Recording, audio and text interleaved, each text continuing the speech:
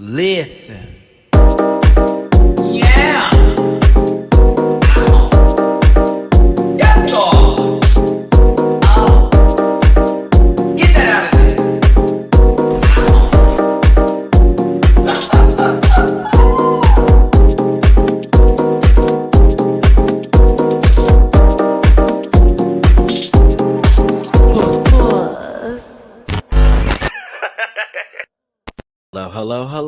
Hello. How you doing? What's going on? Hey everybody, it's your boy Matty Rants. Welcome to another live review reaction. I don't have my bracelets and I feel naked of RuPaul's Drag Race Season 16, Episode 11, Corporate Queens.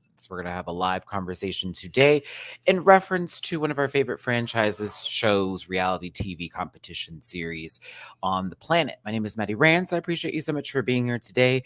Do me a favor and hit the like button. Go ahead and share and make sure you subscribe to the channel and become a part of my Rant Pack family. I appreciate you for being here on this good Saturday afternoon. I hope you're feeling blessed and not stressed. Thanks for tuning in. Listen, my bad. I'm like 3 minutes late running into this piece. One of my outfits for the Miami trip came today, and I wanted to I was gonna wait until after the live to try on at least the shorts for two of them. One are swim trunks and one is like shorts to like this cute little pink set I bought. And I was, again, I've been on my diet. Y'all know I haven't been eating bread, rice, pasta, anything starchy for like pretty much the last 3 weeks now. And I'm coming up on 2.5 weeks, almost 2 weeks to my trip. And yeah, I'm trying to see, also no sugar too, if I could fit them, and I fit them, and I was like, oh my God. It's like, oh my God, I fit them. My thighs are still big and my, booty's still big. So it was hard to get it up through the hip. But once I got to the waist, I was gagged. I was like, oh, cinch for Jesus. So I was very happy about that today. I got to try the shirt later, but yeah, it just proves that my diet and all that is working great. And I'm still waiting on the other things to arrive, and I still have to get more stuff because there's another event that we are going to, and apparently I need to have something like nice to put on for a shirt. But either way, thanks for tuning in. It's not about me today. It's about Drag Race. I just was very happy that, oh my God, my diet is working and all the working out is paying off. So I love that. And it's been a while since I bought something new for myself, like a while. So listen, let's get this started. Appreciate the super chat that just came in, Christopher. I'm gonna get to you. I just want to get my social medias out the way first and then get this started. It's at Matty Rants everywhere except for X, which is at the Matty Rants. You can find that in my description on my channel, along with other links like Patreon, where I do react to each and every one of the episodes I talk about here, plus Patreon exclusive stuff for as low as $1 a month. Also bookable on Cameo, and also I have merch available at dragqueenmerch.com. Matty-Rants over there. Again, all links are available in the description. Check me out over there.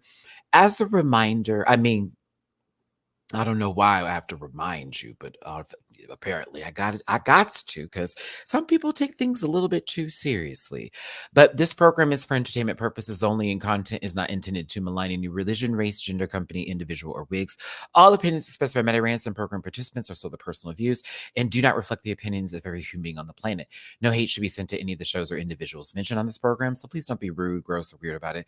Grab your libations and strap in, because Matty is a talker and you may be here a while.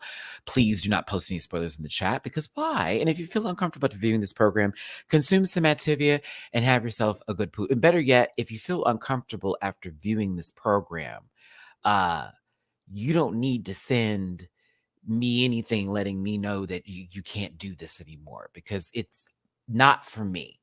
It's not like, you're not going to make me feel bad about that. I had somebody do that to me on Patreon this week in reference to things, I guess, that happened either in the chat on Patreon or YouTube. I have way too much going on for me to know or to honestly invest that much time in, unless notes can be presented if it was that deep.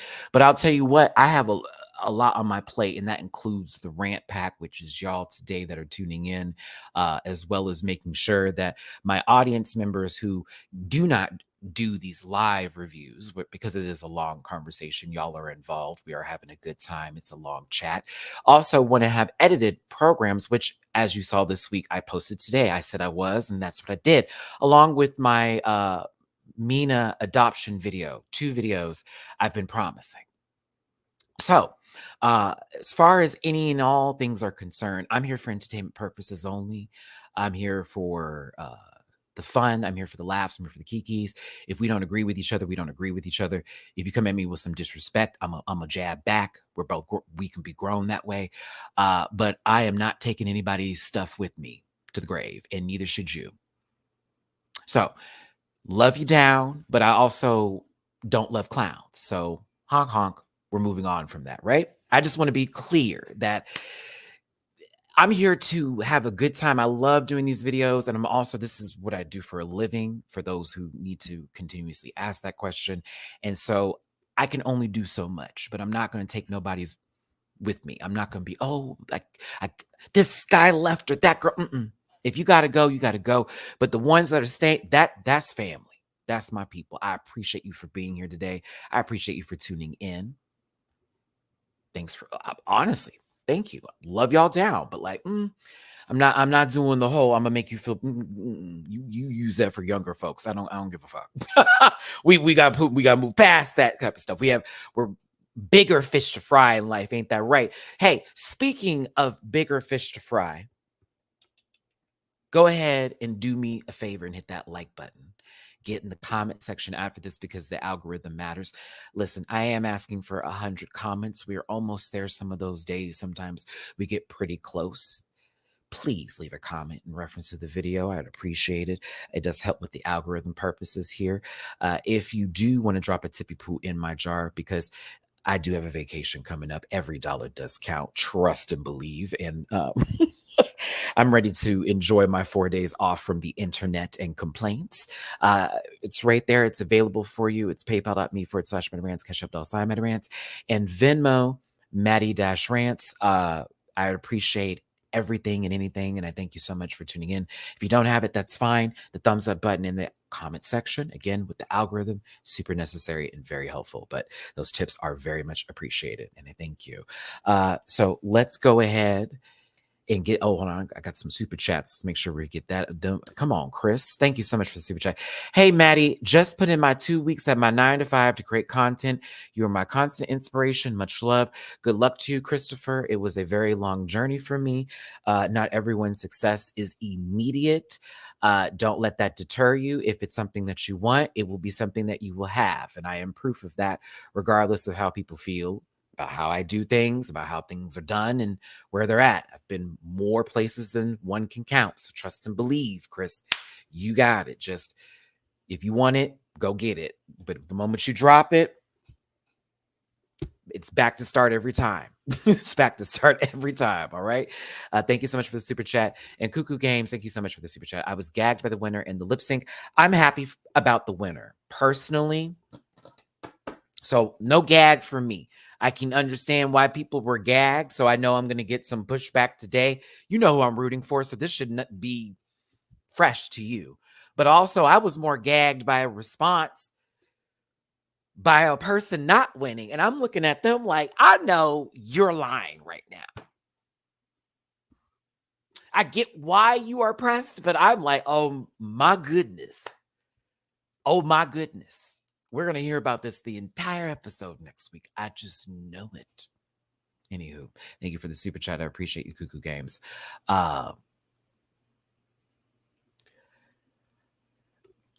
If you saw my reaction on Patreon before I start this program up, you know I was also gooped. Personally, based off of the edit of how the episode was going. You had this baby tell something extremely personal. Very vulnerable moment on the show. Okay. Brought it to the main stage because what their runway outfit was referencing something personal to them that was in, you know how we do this when we get to that middle run of the show. It's right after rehearsals. And I don't like this lighting. I'm deep in my point, but I don't like this. Like,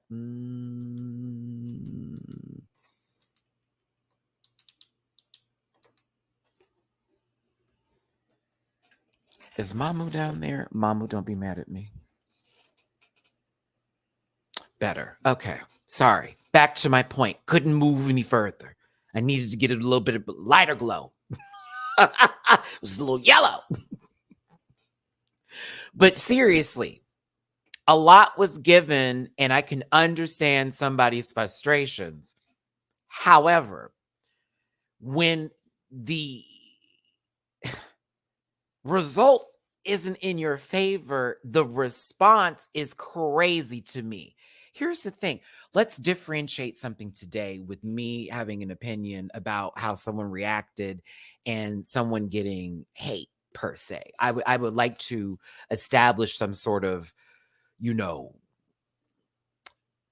narrative that I truly do mean when I say this is for entertainment purposes only, because I am going to be critical of it. Do not confuse that with hate.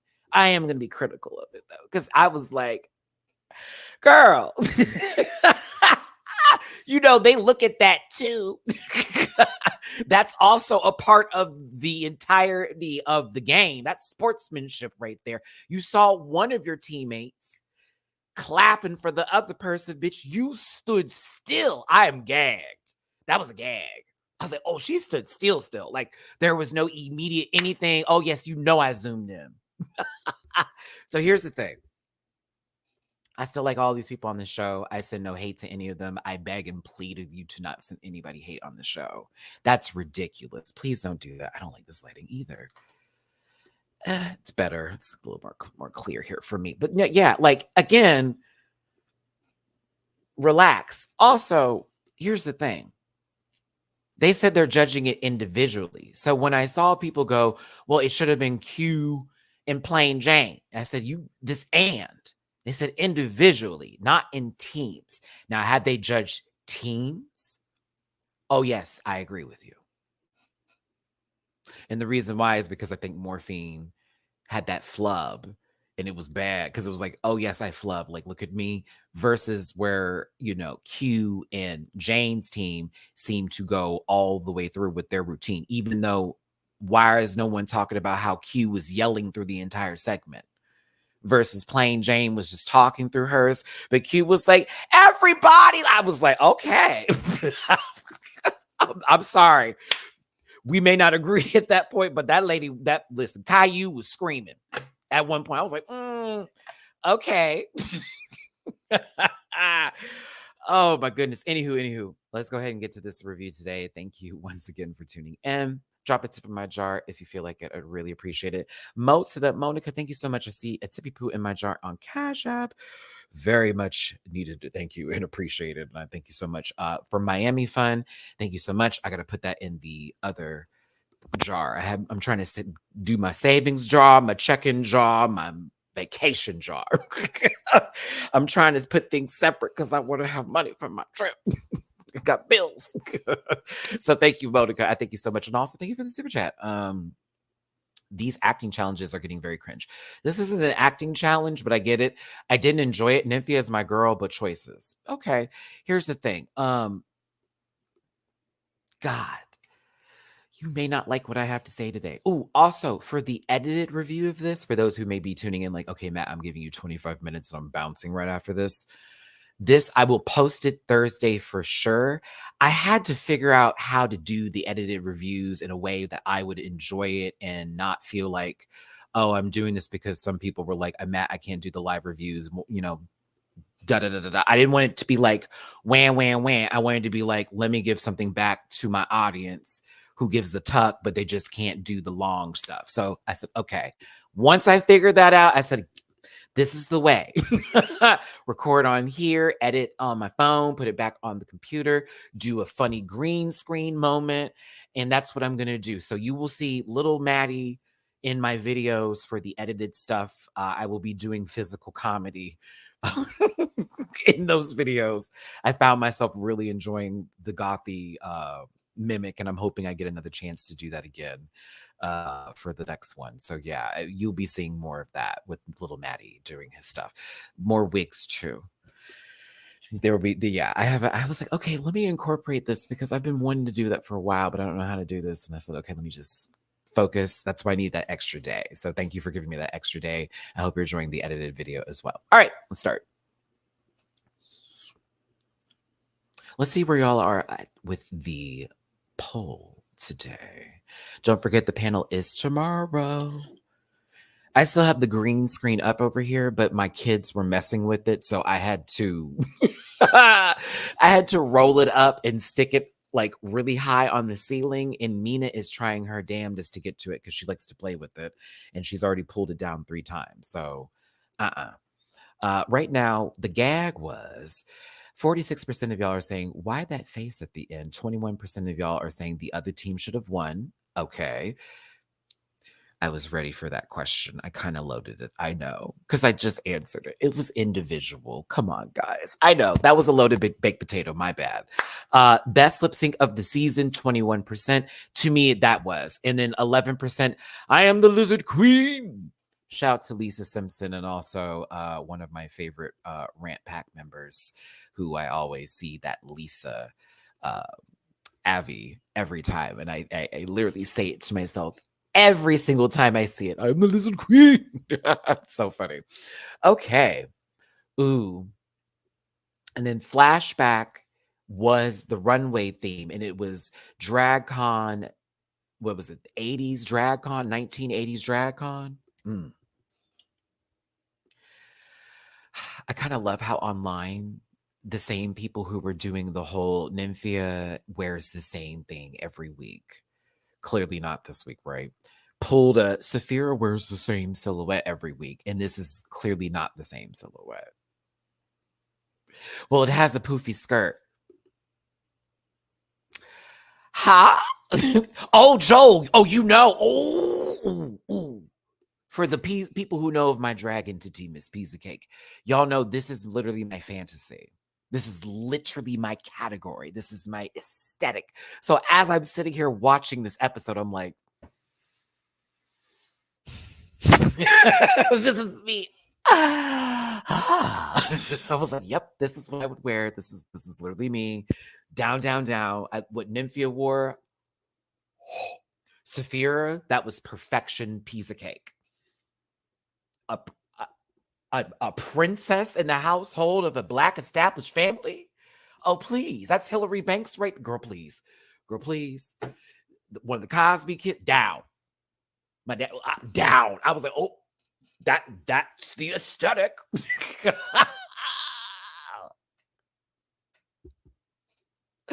Love it. Even what Q wore was the aesthetic. I was like, okay, bitch, this is giving. I was very happy with some of the looks that I saw on the runway today. I live and breathe. I'm an 80s baby, so I love seeing 80s couture, glamour, or any sort of like reference points down. But when Saphira came out in the Hillary Banks of it all,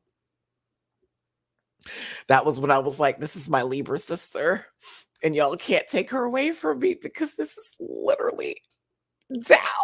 This is it. This is, baby, please. It's the look before we get into like a different world, like spin-off series, and then she changes the whole aesthetic up, and we're giving more like streetwear. Very that. Okay, I'm sorry. I'm sorry. I was just very happy with particular looks. In particular, I said particular twice. Wow. But Saphira is just, I said, oh my God, this is literally it. That would be me and the prettiest. I love it. Listen, no one went home. You know, we remember last week, it was the immunity potion that never was given to Nymphia that didn't do anything since nobody was going home. It was a top 2. Morphine finally placed high, but Saphira, Marge Simpson, Cristal won last week. Now, Morphine is popping off, and you know, because Miami don't back down, baby. I was here for the fuckery of all of this, and it was really funny. It was cute, you know, just a little, you know, Saphira don't take her seriously. Ripped her wig off, and BBL Light sat down and had her little moment, but she feels she should have won. the fact that the other picture I had planned for this is not in here lets me know that it wasn't supposed to be there. Maybe it was too shady. Plain Jane, God is working on your side here because there was supposed to be a funny picture of you. Listen, Jane says she was not in the bottom. I would like to bring Setter aside to the stage and drag race statistics, if you will, to the stand and let them swear on the gay Bible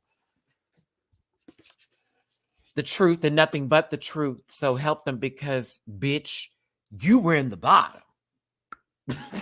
I love you, Jane. You were in the bottom, sister. It wasn't a good week. I mean, it wasn't a bad week, but it wasn't the best week. They had you in the bottom, Playboy. And I get though, it was like, well, no one went home. So what is a bottom? Well, a bottom is somebody who arches that back and can take that, yeah. But no. You were in the bottom, sister. I was on Q's side for this. It was like, what are we talking about today? I'm like, Q in the bottom too, but like, there you go. Dawn had to be honest in this moment and, say, well, as much as I love you, Plain, I have to be honest with you today. No, you were in the bottom, girl, because look at your dress. It's kind of basic. I said, oh.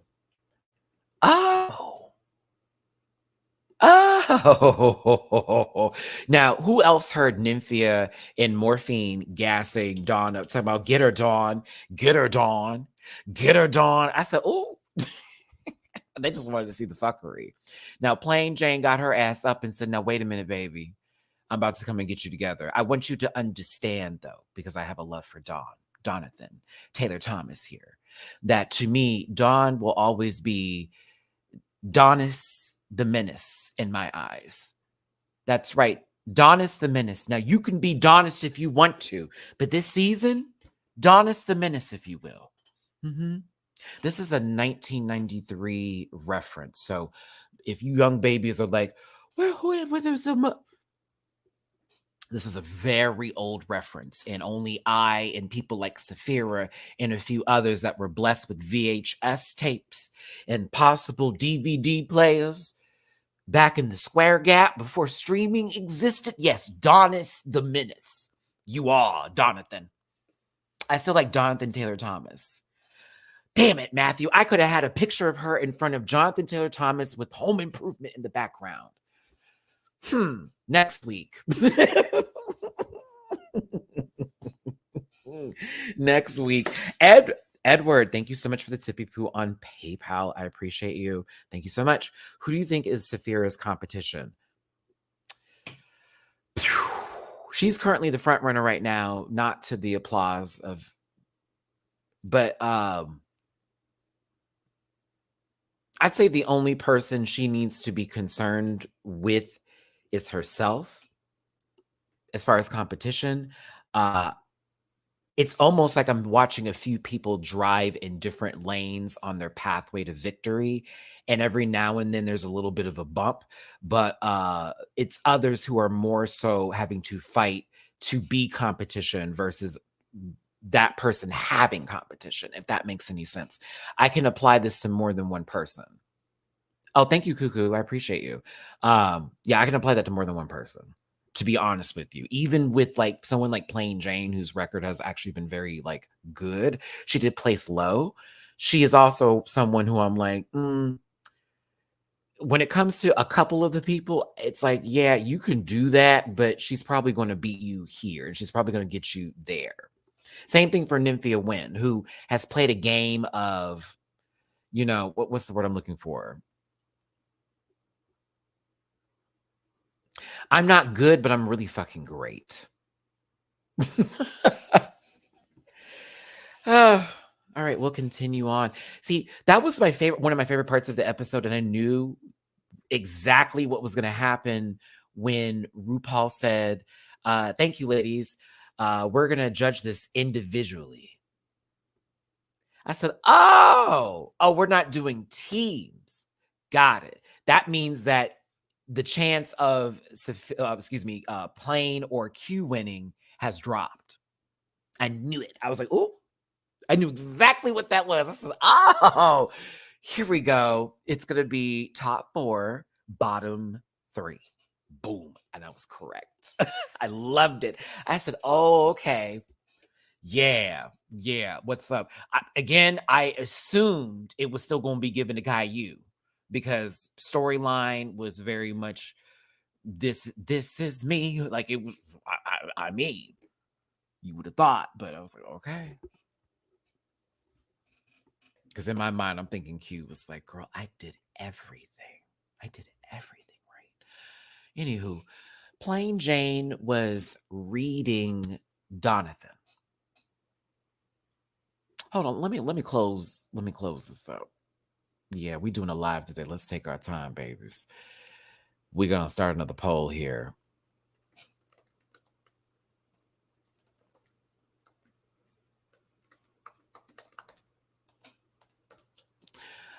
I want to know, did Plain's reads land for you? Now, the first poll that we had was the gag was y'all are at 46%. Why that face at the end? 21% best lip sync of the season. 19% the other team should have won. I am the lizard queen. It's 12%, 155 votes. Thank you for tuning in. 220 of you.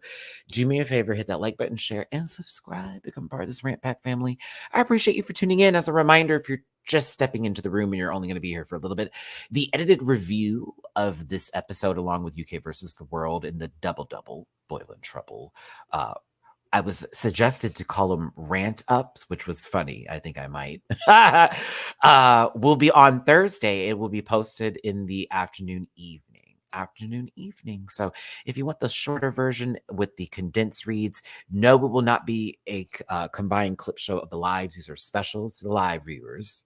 It will be its own fresh review that I do. I appreciate you for being here. Right now we're at 77% of y'all said no for Plains reads not landing, and 23% of y'all said yes. Did I write jokes I found funnier? Maybe. Did I remember because I was laughing and I was tired last night? It was the boo-boo, it was the doo-doo, the clown fool. For me, that I was like, girl, what? Dawn, you're better than me because, like, Dawn, you were enjoying seeing Plain riled up. Trust me, a lot of people like to get me riled up because they know I'm just gonna go off. But there were so many. I'm sorry, no shade, Plain. These were that flight crashed, didn't take off. I'm afraid not. The runway was short. Girl, your reads were late.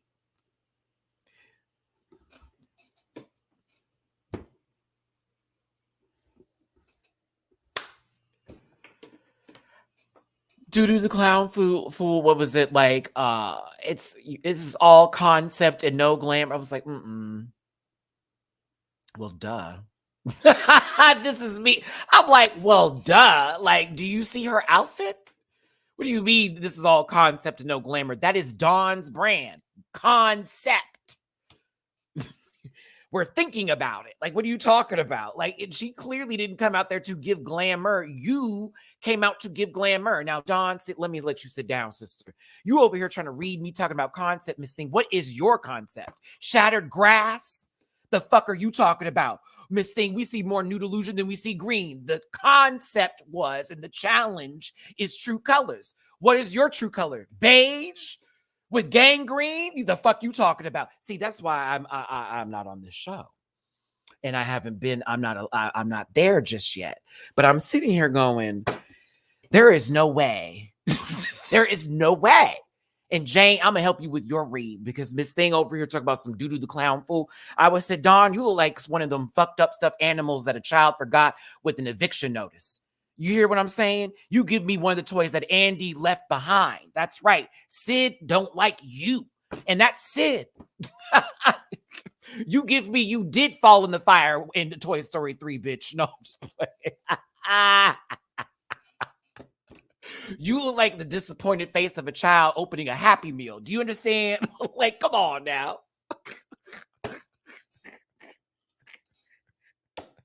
Oh Oh my goodness. I was saying, yes, Miss Girl, you're gonna try to read me giving Five Nights at Freddy's the first one tease. Miss Mama is not even on the PlayStation 2. Like, that's how you get a girl. But again, I'm not on the show. I'm not on the show. Oh, woo, my goodness. I'm telling you. But God bless all these babies. It was still a fun moment to be had. Everybody was entertained and all that jazz and all that good stuff. So I find what's gonna, these jokes I will have in a very constructed form for the edited review to rest. I'm about to do cue cards and everything to be funny. Like, oh, we're gonna do reading. I'm gonna read for Dawn. I'm gonna read for Plain Jane.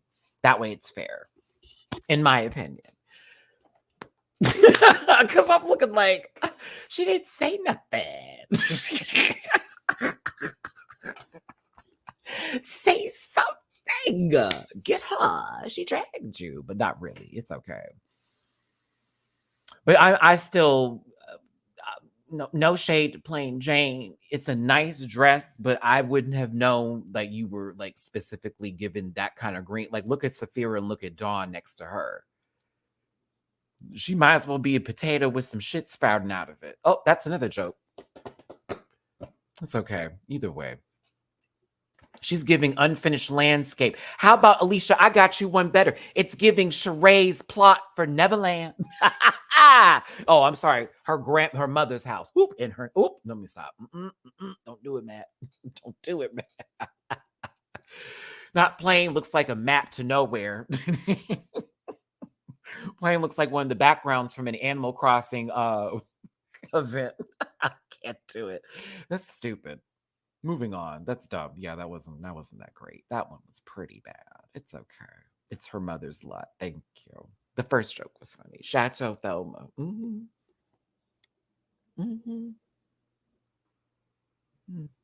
Fun people. Fun people. God, I would love when I tell you, Morgan. I know it's different when you get there. They always say that, but something tells me I'd be just fine. I'd be just fine. Like, oh, we're gonna read. All right, let's have a joke. Ha ha. Because mind you, I would already be thinking that we have to do that challenge.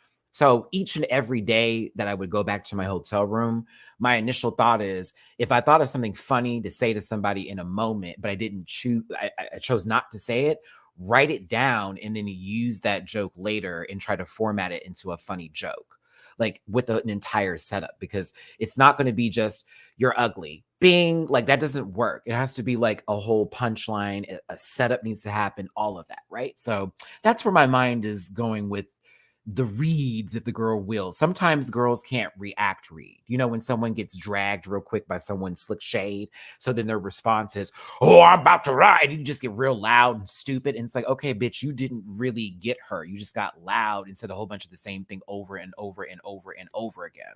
So like, what really was it? Because it wasn't what you thought it was giving. Basically. You have to observe the girls. I ain't playing as much. You're like the girls are trying to get me. No, bitch, you were mad. Miss Mama was eating you up. Either that or you were like, bitch, the cameras are on. I'm about to play this up. Either way, she said she will never. She will never. The next day in the workroom, you know, the babies sit at the table and talk about what either happened last week or whatever they thought about on their way from their hotel room to the first place they had to sit in, and then they had to get in the golf carts and then drive to the other lot. I find Mhi'Ya saying to Mhi'Ya, we're going to miss you, to be hysterical.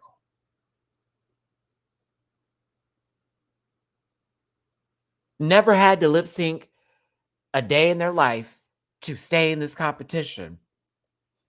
And y'all know I love me some Mhi'Ya. I do love me some Miss Simone LePage. I do. But when I tell you, I would have cackled Had I been right next to these two, like loudly, like Nymphia, don't even say nothing. Shh, shh. Nymphia said, "What are you talking about?" But I'm like, this is gonna work against her. Trust me. The laugh, like just giggle, like okay, we'll see. What is this week's challenge gonna be? Because I doubt it's dance again. No shade. Love you down. It was a quiet back and forth. It's almost like they were shouting at each other in a very dense library, and people were trying to be cognizant of what was happening around them. Shout out to Plain Jane calling it, because it was for like, girl, this is the quietest cackback I've ever had. But RuPaul steps into the workroom here in this a good shoulder pad mint suit. I love this color so much. It's so pretty. I do. I'm not a fan of green, but there are certain greens that just get me where I need to go. And this is one of the greens. I love it. I love it. I love it. But Rue steps into the workroom to give them a mini challenge. Have y'all noticed she'd already had hers in a while? Is it because there's less people? Was there one and we just didn't see it? I have so many questions. God, I want to be there so bad just for these little moments where I probably couldn't even come back and tell you after the show if it's filming. And I'm like, yeah, I can't even say it. I couldn't even tell you. But like for me, so we're just not doing that no more. I mean, are we tired? Because hey, writer's strike. I mean, they didn't need a writer's strike to make she already had hers. They just needed karma.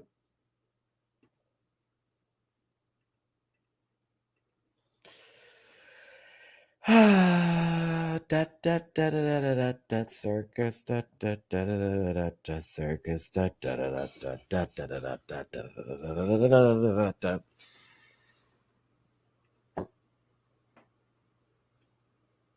What happened? Anywho, thanks for tuning in. Hit the like button, share, and subscribe. Moving forward, faster, fast. RuPaul says mini challenge. We say spill the tea. No, they say spill the tea because that's the mini challenge. They're given paddles with people's names on it and pictures, and they're supposed to vote. And based off of the majority, those people will get a point. Saphira, how many times do they make you do this? Did you even have this cup in your hand? Did they hand this to you because they knew they were doing this? You shot this at the end of the day. I know you did. Uh-huh. Okay. When I tell you, when the girl knows too much, I go, they shot this at the end of the day. Bitch. As if, pull her aside real quick, change your clothes, it's the tea. No.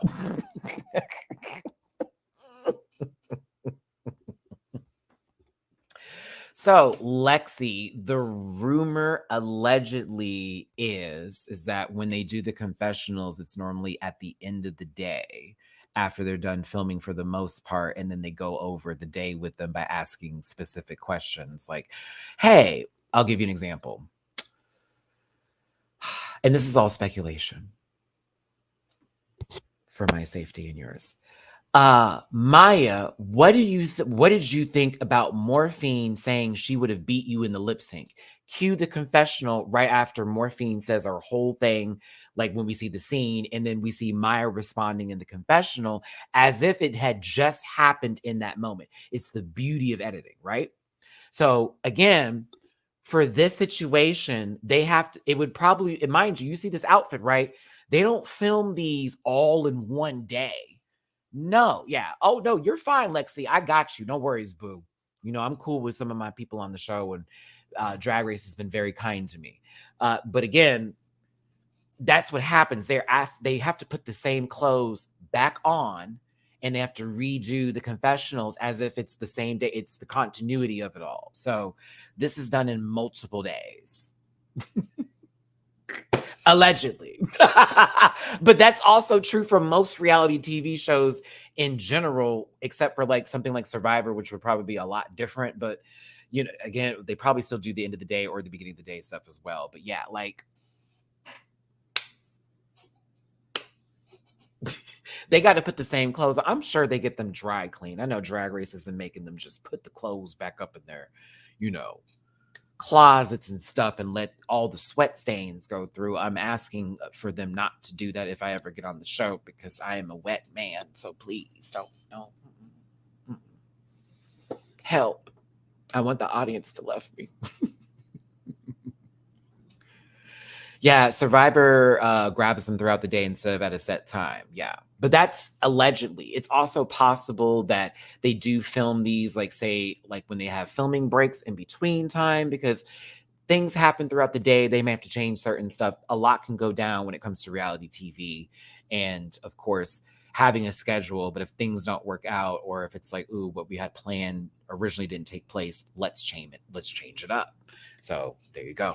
And you also have to remind yourself there are things that happen with the queens, like wardrobe malfunctions, wigs being fucked up. You saw Morphine come out in an awful, awful, awful, awful wig. Awful wig. Awful. Awful wig for that runway. My God, that was an awful wig. I said, Morphine is wearing plain Jane. There had to be no shade, plain. Please tell me whose wig that was. I want to know. I'm thinking you, sister, because she's been borrowing your wigs for a while. I said, Morphine borrowed plain Jane's wig for last week's episode. She had to borrow a wig for this week's episode. Or was that one that just fell apart? Because she said her wig broke. I said, what is going on? Mind you, hold on. Now, here go Maddie. This is no shade. You can tell certain people didn't think they were going to be there that long. It was Q's wig. I'm trying to think on Q's head, would that have looked correct? Because their head shapes are different. It was Q's wig. Yeah, their head shapes are different. Maybe Q's Caillou-shaped noggin would have rounded out that bang a little bit harder. And it would have been more helpful for the task that was in place here. She borrowing all the wrong wigs. My God. Anywho, Morphine's been wearing this outfit for quite a few days. Mhi'Ya is literally in her PJs. I love y'all baby so much. I said, girl, this is a PJ unit, Mhi'Ya. This is the cabin trip outfit, sister. This is what you would wear, and you was like what, a group of 12 of y'all. I'm telling you. Let me find out, Mhi'Ya. That's the cabin trip, huh? In the mountains in Georgia. Oh yes. It's okay. I've been in them too. It's all right. Yeah, girl. I swear to God, y'all know I have done some group trips behind you, so that's why I was like, oh, that's cabin trip. That's the Sunday when they all wear the same clothes. We're taking pictures today. Lots of shots. Someone passed to Eddie. I want to believe that Morphine washed her shorts extra hard compared to her tops, since they're both different colors of leopard. Either way. I think Nymphy has also worn this top a few times too. They've been there for a while. Let's just be kind. Let's be kind to these people. They've been there for a while. Whatever. You see me wear the same shirt often. And I believe in it too, bitch. If you buy the clothes, wear them forever until they're worn out. Let's go through some of the answers that were given for this, because Cash App is sponsoring this Spill the Tea. And with each answer, they're going to get $100. Whoever has the most at the end will win. And there will be a special little bonus, shall it? Yes. La la la la la. Matt looks for his notes. Which queen is the most passive aggressive? They said Mhi'Ya. Hi, Mamu. What's up? Which queen is most likely not to know what passive aggressive means? They said Morphine. Which queen would you block online? They said Plain Jane. It's funny that Plain Jane voted for Q. Hey, Bubby. Hi. You want to say hi to everybody? Say hi to everybody. Say hi, everybody. Hi. You want to get down? What's going on, Bubby? You okay? You just want to come say hi? I love you. Thank you. Oh, I appreciate that. Thank you. You want something? You want some food? Can you give me a second? I'm gonna feed you. I already fed you, low key. Did Mina eat your wet food? She ate your. Okay. Hold on a second. Let me feed Mamu real quick. Because I did realize Mina is a bully with the wet food sometimes, and I actually ran out today, so I need to give him some dry food real quick. Give me just a second. Just a second.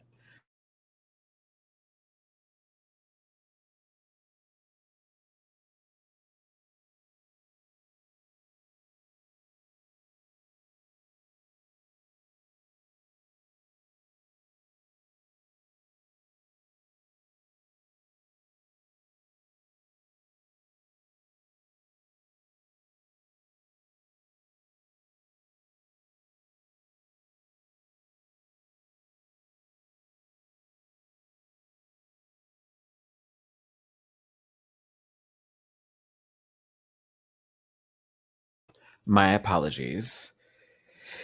Yes, there is a hierarchy in my house. And Mina is the queen. She's the queen. So Mamu sometimes doesn't get like the attention, and I can see him playing background, and he loves her. So he like gives it like, hey, Miss Thing. All right. He does care for her sometimes, but this morning she wasn't in the bed with me and Mamu was, and he took his opportunity.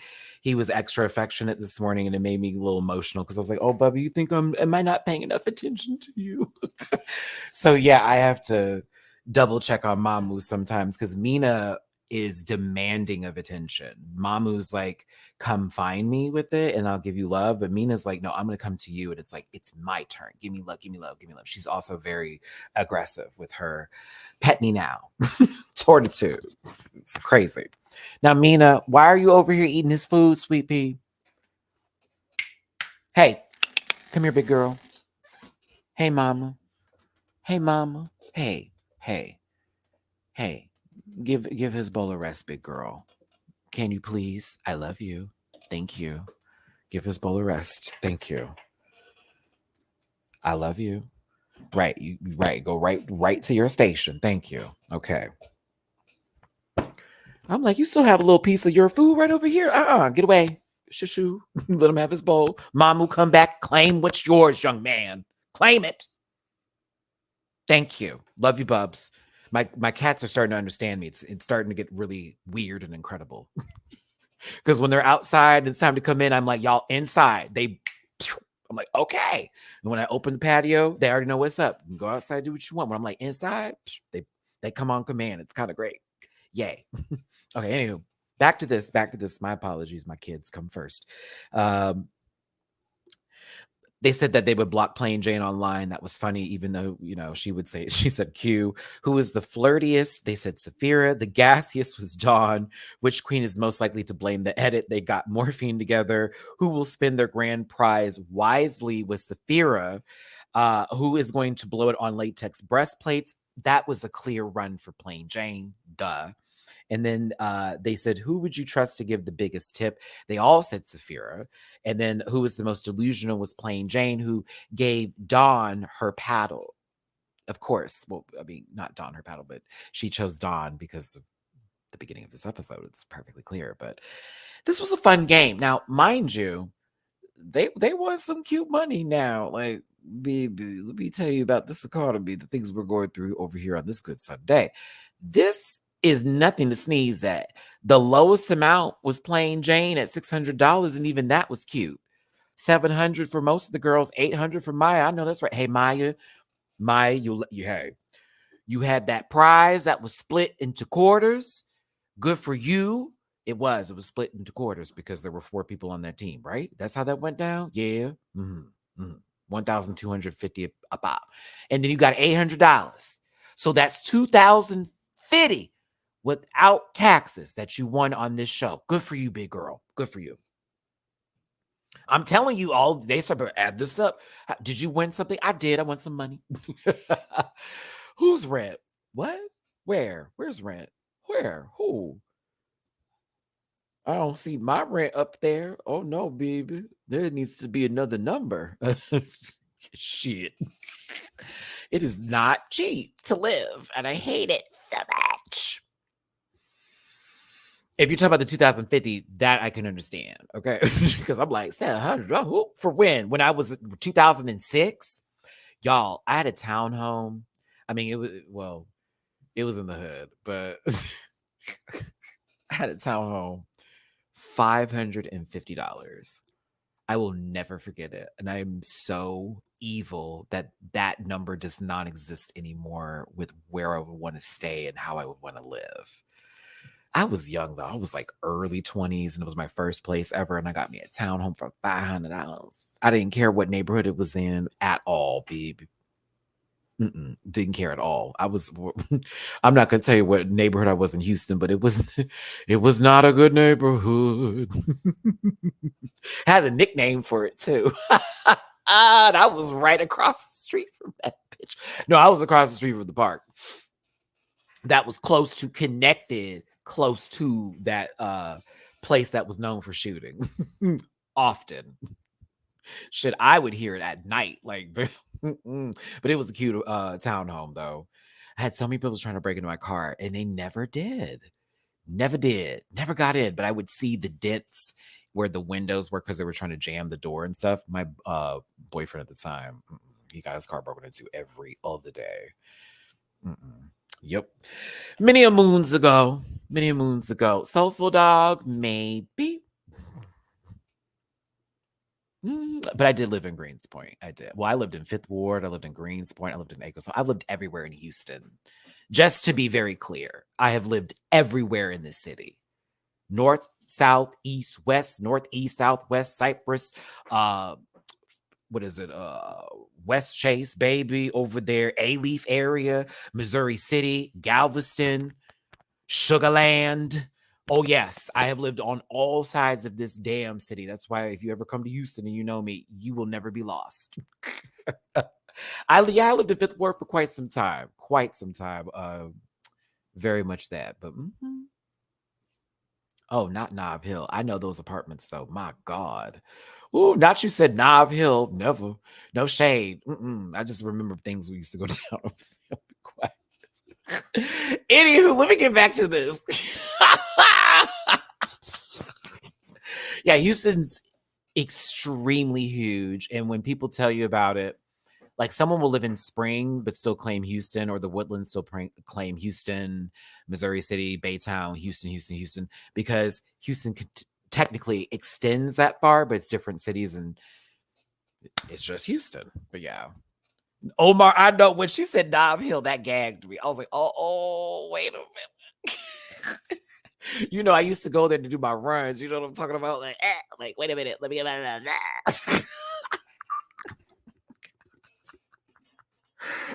Oh, yeah. It's called Guns. Okay, well, let me explain that. That's so funny. This is why we do the lives. So I did live in Greenspoint for quite some time. I was literally living there with my ex who was on his third fucking strike. So that should tell you something. But Greenspoint was called Guns Point because unfortunately there are a lot of shootings that happen out here. And then specifically the mall that's called Greenspoint Mall, but they called it Guns Point Mall because people would be shooting in there often. It got so bad. Okay, my Houstonians who are watching this, it got so bad that a lot of the places that you would like to shop at that would be in a mall pulled out, and it became this weird, like if you go to the mall now, it is not even really a mall. It's not even really a mall. It's not even a mall. It's not. Am I lying for you? It's not even a mall. You walk in there, it's like vendors in these random shops in these buildings in these places that sell like maybe fake clothing that are up in that bitch. 3 different barber shops over there. A gym that smells like ass. Oh yeah, and then often now you'll see a fair. It's one thing over 45 when you're driving past it. You'll always see that fair that's just right there. But yeah, many moons ago, Maddie used to live over there. For those of you who know the neighborhood, that Jack in the Box used to be my go-to, and that little Wendy's that was right there. And that Fuddruckers that used to be over there. I don't know if it's still over there, but that little Fuddruckers right off of Greens. And then, oh my God. And then, yeah, there was just, I have so many stories. Let's get back to the video. But I have so many stories. Like you do not want to start with, like, if I ever could write a book, I would have to write books about portions of my life and how insane they were. My Greenspoint days when Maddie was like on that, that hood shit. Oh, the girls like to talk now. Oh, you just want these proper little light skinned girl. Bitch, you do not know me. You do not know the worlds I have been in, the places I have seen, and the people who have crossed my path. I know, like I say, I know everybody. I mean that because I know everybody from every kind of walk of life. That man got all that money. This man don't got shit. I know him from the top to the bottom. Don't play. That's one thing my dad instilled in me, is to gain relationships with people outside of just one area of the world, or also in one sector of, like, how society works and how life is. Like, you just can't be congregating with just one set of people. You got to be around. That way you're when you walk through places, it's with ease. I'm telling you. Thoughtworkers is pretty good. I don't know what happened to it. They're running out like Bennigan's. It's pretty sad. Hey, Michael, thank you so much for the tippy poo on PayPal here. I wanted to talk about these. I hate how PayPal cuts this off every time. Can I read the whole thing? Please let me read the whole thing. Wow. PayPal, what the tuck? The tippy poo is dedicated to the memory of our cow-spotted floofy cat, Michael Cole. Oh, who disappeared 1 week ago today. We live in a wooden... I want to read this. Oh, hold on. Oh, I'm trying to read it, babe. Come on, Vanessa. I want to read it in a story. It was good. Okay, here we go. Got it. Okay. Had disappeared 1 week ago today. We live in a wooded rural area, so it's not looking good. It's been very hard, but you help take my mind off the grief, which is very helpful. Give Mamu and Mina a big squidge. Ooh, a squeege for me, and cherish every moment you have with them. Oh, Uncle Gumbald, I didn't know you lost your baby. I hope you find him. I've had dreams of losing the cats already, and I cannot imagine what you're going through. I hope you find your baby. I sincerely hope so. I know they're in the wooded area. You know how cats are. I hope you find them. I'm so sorry to hear that.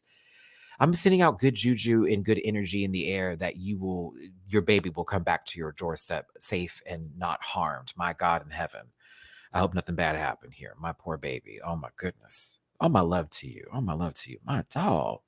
Oh yeah, I've been having some dreams about my cats lately. It got me nervous. I'd be hugging them. They'd be like, "What's wrong?" I'm like, "I just don't want you to go."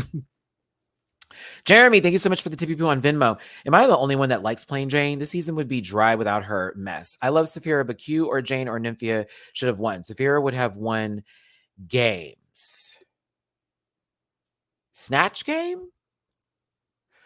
Maybe. Okay, so listen. I am critical of the majority of these people on the show. I had to say majority for those who are going to say that's not true. So I said majority so you know that I'm not lying. Right? I'm going to give my entire, not PowerPoint presentation, but the 3 reasons why I think Saphira won over those two. And one of them is going to be runway. Regardless of what story and what it meant to Q about her outfit, RuPaul lived through that. You hear what I'm saying? Like, no shade. The way they've received one outfit over the other is definitely at play into that W today. So that's one point I'll put out there, but I get it. Do I dislike Plain Jane? No, I like Plain Jane. I've never disliked her. I think I'm one of the first reviewers who wasn't dragging her by the scalp at the scene. Clock me. It's the truth. I'm one of the first ones that was like, okay, she's messy, but it's for a purpose and da da da da da da da. I don't agree with everything that she says, but for the majority of it, Mama's not wrong. You know what I'm saying? Like, I'm not gonna lie about somebody. She said she looked full. I agree. The wig, I agree. So you're not the only one. There are Plain Jane lovers. Like, everyone gets on the spruce goose.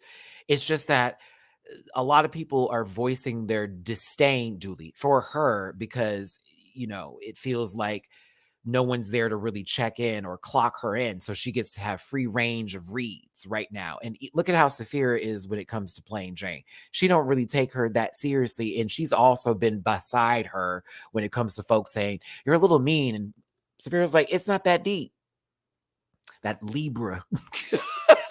We see you, Capricorns. I'm telling you, us Libras see you, Capricorns. Y'all do that for a reason. If they wanted to say something, clearly they had to get off their chest. I used to be I had a crush on a Capricorn many moons ago. But yeah. Either way, I get it where everyone sort of feels a certain way about a queen, or they don't, I like the drama personally. I like when the girls fight. Bitch, I used to watch one network, one little streaming platform actually because of the fights, but now I watch their sister streaming network. Now that's TV. And that is awful. It is awful. It just, every episode looked like it stank, but it's so good. Either way, these queens won the money for each answer, and I think that's amazing. But Saphira got to take home an extra $2,500, which she thought she was like, "Oh, I'm taking the $2,500." Wait a minute, that's where I got lost. Where Saphira was going, hold on, I get that also. It's like, yeah, girl. I think she was thinking that she only got 900, but when RuPaul said the additional 2,500, I was like, oh, bitch, you got paid today on top of you winning this episode. Ooh. Oh, that's right. Plane is an Aquarius. My bad. Who was the Capricorn again? That's right. Plane is an Aquarius, because I totally remember the conversation I had about that when we were going over the zodiac signs. Thank you for the correction. You are right. Mm-hmm.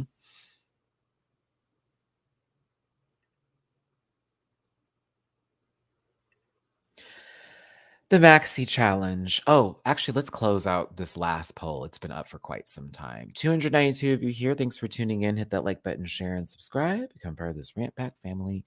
Hit the like button if you could for me, please. And drop a tippy poo in my jar if you feel like it. Help me get my ash to Miami. I'd appreciate it. At PayPal.me/MoneyRants, Cash App Simon Rants, and Venmo, Rants. Thanks so much for tuning in. Okay.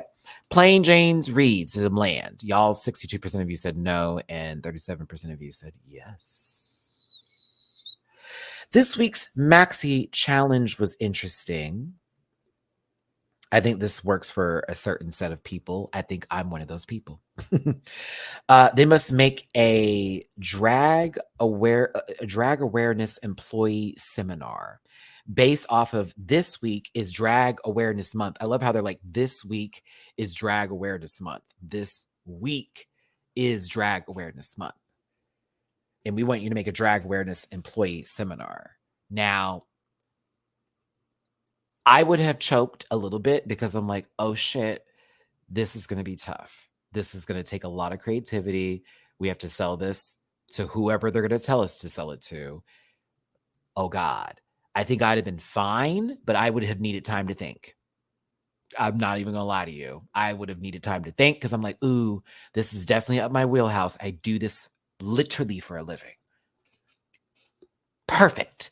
However, what's going on? Because the moment they say teams, thank you, Eighth Sage. I appreciate you in this Crash Bandicoot PFP.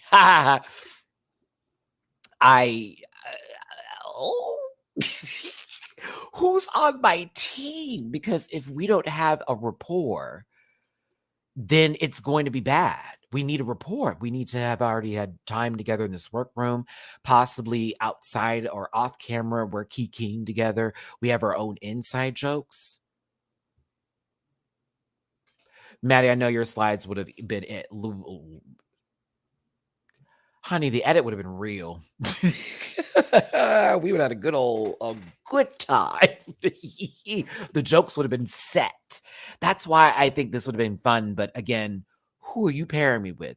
And I'm going to just tell you flat who I don't want to be paired with. Dawn or Mhi'Ya. Oh, or Q.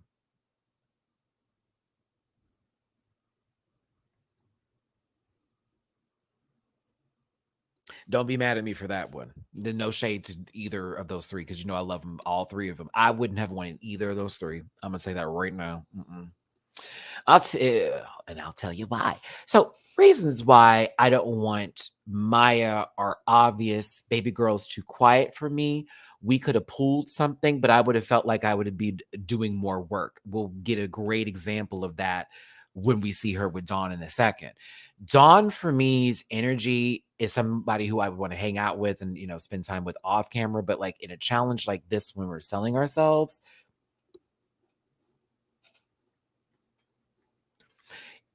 I'll be real with you. When we get to their segment, I wasn't here for it, girl. I was like, okay, I don't know what we're doing here. I'm going to be honest with you. And so once I saw what they gave, it was a little too cerebral. Hey, y'all chill out. It was a little too cerebral for me, in my opinion. I was like, okay, girl, I don't know if this is funny. This is not funny to me. It's a little too, it's supposed to be for me. Q, I don't know. Yeah, I do know, because it would have been about her at the end of the day. Yep.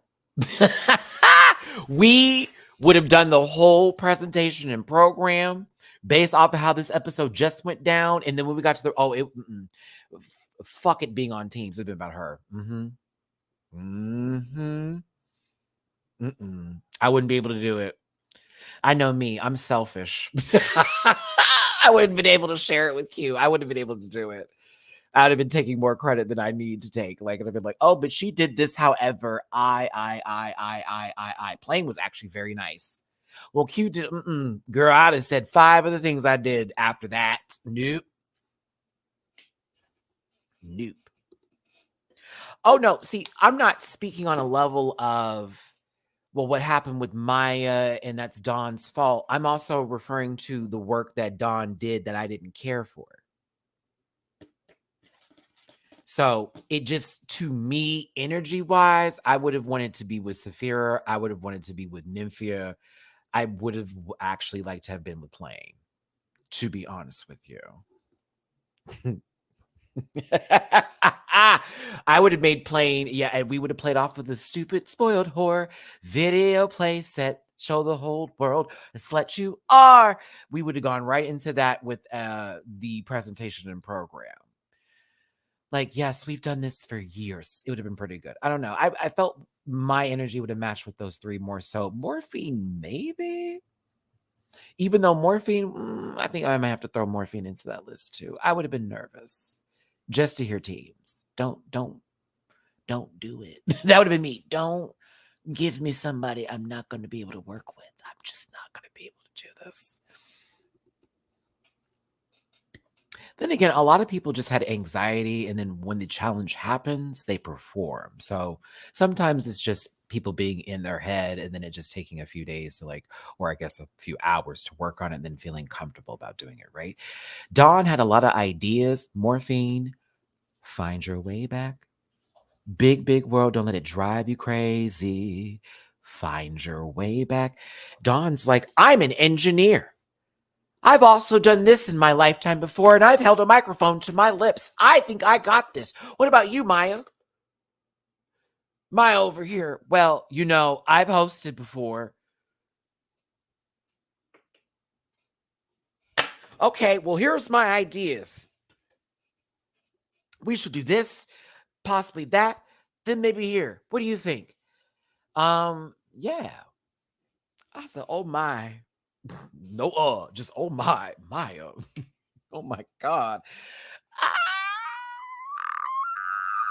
Oh, I felt for Dawn. And let us remind ourselves of Dawn's anxiety through her discussing her mental health last week.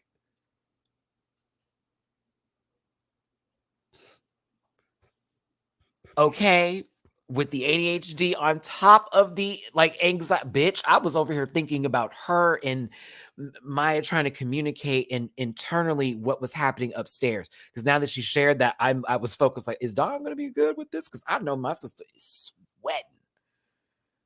Because you can't bounce something off of her. Maybe we didn't see it. Maybe it wasn't on camera. No, we saw the end product. It wasn't there. God bless y'all.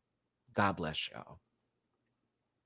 Saphira is in charge of the girls, clearly indeed, because Morphine and Nymphia were given. We don't know what we're about to do, and this is kind of very anxious for them. So Saphira, being the Libra that she is, God bless you, Saphira. We gonna talk, sister, when I see you. But if I'm her, and we're basing this on the zodiac, and I'm thinking of the indecisiveness that sometimes follows through on Libras, but when we know we want something, it is locked in. And you have two people who are now, I don't know. You just have to drive the bus. This is what we're going to do. Y'all agree on that? No? Okay. Well, you still have to incorporate something that you want to do. Just tell me something. Then you listen to the opinion. You know what? Let's give them a suggestion and work from there and then make it happen. That's what I felt like this group did. It was Nymphia, what do you want to do? You want to play with that? You want to do a voice? You want to do something there? Okay, go for it. Morphine, how do you want to do this, girl? Well, maybe I can do the way drag talk is, like how Lagrange. Oh, yeah, that's something. Okay, let's do that. Mind you, with the teams, I should have said this before. My apologies. With Q and Plain Jane, their topic was, do you know your drag herstory? With Dawn and Mhi'Ya, it's drag in the workplace. And Saphira, Morphine, and Nymphia, it's, are you a drag queen? You might be surprised. Again, topic matter. So I think I would have done, are you a drag queen? You might be surprised, which is Saphira's group. And I'll tell you the main reason. I would have used this opportunity, if they had allowed me to, based on the slideshows, to drag all the homophobic men who have done drag that talk about gays and trans people now. And I would have used them for examples, and I would have played jokes into it by showing them in multiple geesh. Dave Chappelle, Kevin Hart, and the rest of them. Oh, yeah.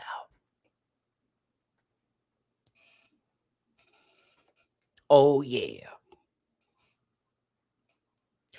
Well, Michaela, I see in the comments, I hope that my comment wasn't something that affected you in that way, as that was not the point of what I had to say. It was more so to be in that moment when you're hitting a brick wall, you would think about somebody, like where they're at, like, you good, sister? Because I know it's a lot to take in. I get anxious in those moments, but I hope my comment wasn't taken. Okay, just making sure. Not sure how this conversation is going down because we're doing a live today, but very much that. But no, yeah, for real. But oh yeah.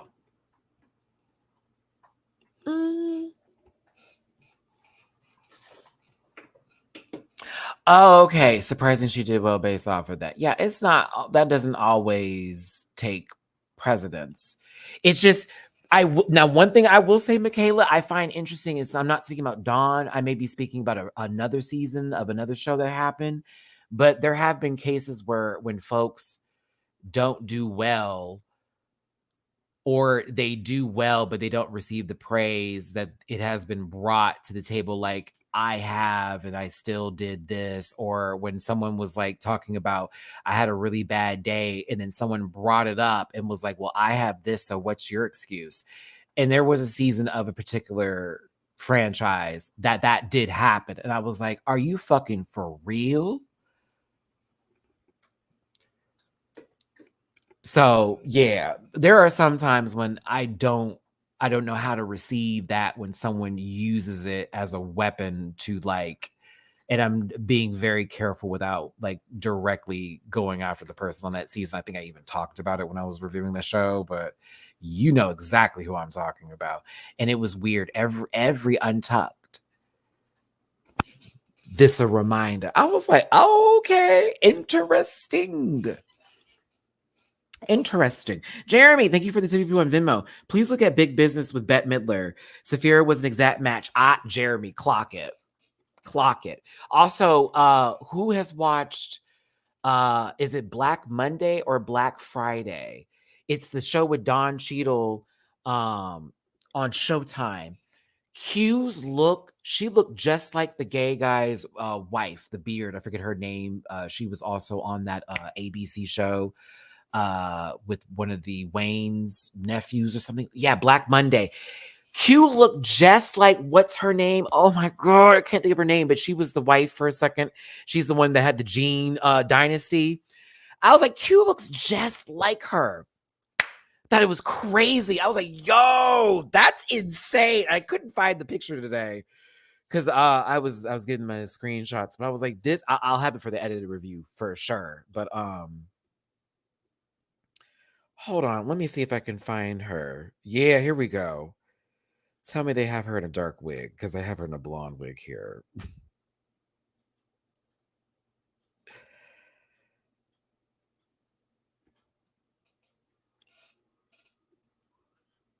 This character right here is who Q looked like.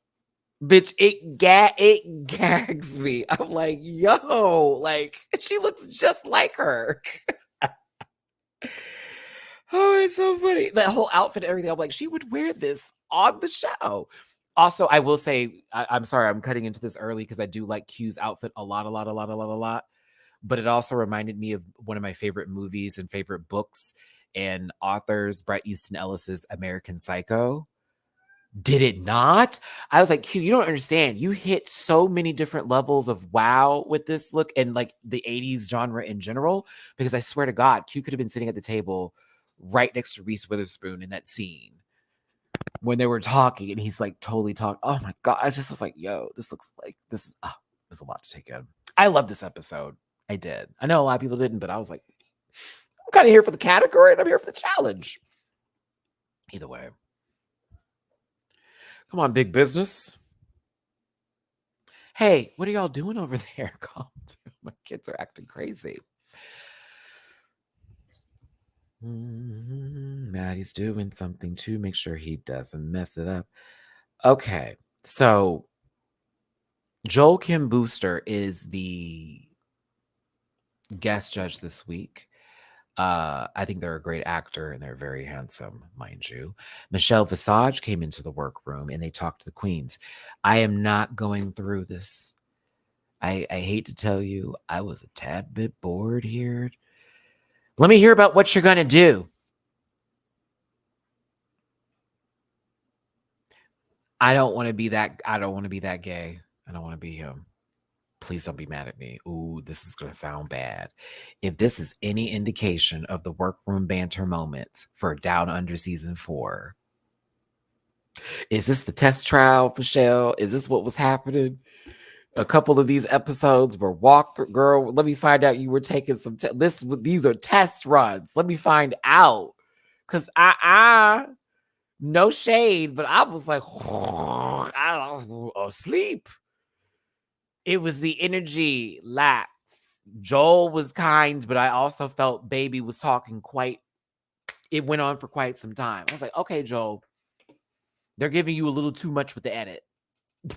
Like, okay, I want to see you do this versus them now. You know what I mean? For the challenge. No shade. I just miss Rue in these moments, and it makes me nervous for the future of the franchise if it goes past, like, okay, for the main series, we're gonna go to Michelle. I don't know. No shade to Michelle. Maybe I'm reading too much into this. It's just I was bored here. I didn't care. I was like, after their huge, loud fight that took out the city of New York, okay, it was so loud. Like I'm talking about Goku versus Vegeta fighting. Actually, that's a great reference height-wise too, because Mhi'Ya would be Vegeta in this moment. Yeah, and Nymphy would be Goku. Uh-huh. It's a good reference. They're talking about hopefully doing well today because they're both a bit nervous and anxious. And the quiet girls got to step it up. One will, one won't. Mm-hmm. Now, I'm sorry, Plain's response to this gagged me a little. Oh my God. Blaine's response kind of gagged me. For spilling, sister. I love you, Blaine, but this the way you responded to this was so fucking like honestly, deep moment. Very this is tough. Like Q is really spilling. Oh my God, I just said what fucking Blaine Shane said. Oh my God. But no, Q is giving some serious vulnerability here and something that honestly I appreciate from her, not only for being open, but also for those who may be experiencing or are currently positive, who are HIV positive, that may find themselves now relating to Q in a different way, right? But Q gave their story of being positive for 2 years now and the emotional take it's had on them and everything that they've been through. Yes, baby, I hear you. Um, and of course, the journey they've been on through this and how they're overcoming everything, as well as understanding the stigma behind HIV, which is something like in our, like, not even just with the, straights girl, like in the LGBTQIA plus community girl, there is a big stigma when it comes to HIV. So, like, do not let nobody fool you. Like, and also, there is something that I like to say nowadays. Like, I get that we all had our fun back in the days when we want to say we were young, we said whatever we say. Bitch, educate yourself, please. You over here talking about somebody's status and you don't even know yours.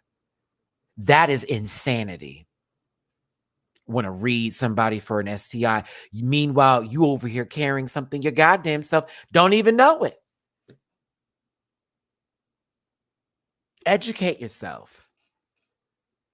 You really don't understand. And it also could be you tomorrow, the next day. And guess what, kids? Undetectable means cannot be transmitted.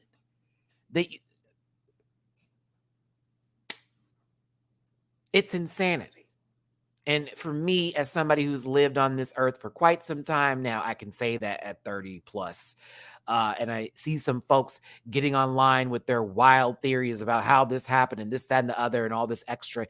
It gets out of control because I then realized that that person more than likely has never been tested, has never thought to equate why they're catching cold so much, or why they may not be feeling so good, or why certain things are happening to them, because they're so afraid to understand that something that, yes, unfortunately is normal, could be going on and happening to them, and they can still live a very normal life. And that includes more than just HIV. That goes for STIs and other things as well. But unfortunately, with our community, as well as other communities too, there is a stigma that happens and that takes place because it all goes off of the aesthetic of what you look like and what you feel you should be. Feelings aren't always facts, and people have to be reminded of that. I may be speaking passionately of this because there are people who I know that work in that field, with, just like how Q is talking about their boyfriend who works in healthcare, works in these clinics. I have friends like that, people that have been on the panel, for that matter, have worked in this field. I have also worked with LA Reach with their program when it came to sex education, as well as um, understanding HIV and other things like that. I have gone through my own research with this and reference for that. So yeah, I'm going to talk about it because it gets crazy when you hear people in your own community that know of what happened in the 80s, who sat and watched Pose, and oh, you cried and you did all that. Meanwhile, you're making jokes online about somebody. Bitch, you cried for Pray Tell, now cry for a person in real fucking life. And understand that it's not the end of the world, but it's also something that you really do need to be educated on. And I appreciate Q for being vulnerable, as all of the people that are on this show. It is something that is still weaponized against folks. I've had people lie on me okay, about my life, this, that, and the other, because they said I was losing weight. I had my entire office of gays say that I had AIDS because I was losing weight rapidly, with them not even knowing that I was basically putting every paycheck into my bills and would only have like $50 left over for 2 weeks to get through. I couldn't even feed myself. I was just trying to work. They were taking my money. I wasn't getting a depression and all that. People don't understand that. Do you hear what I'm saying? So you talk about folks, and I like to make jokes too. You know, I go to certain routes, and you know where I don't go. You know where I have a line that I stop at, and you know where there's places. I don't play into this at all. You know what I'm saying? Because I've lost friends to AIDS, and I've lost friends to illnesses that have no cure. My mom passed away from ALS. You know what I'm saying? When it comes to certain things, like also when it comes to, folks who are escorts, baby, that is work. Okay. Leave them people alone. Shaming people for some things that you wish you could do, that you can't do.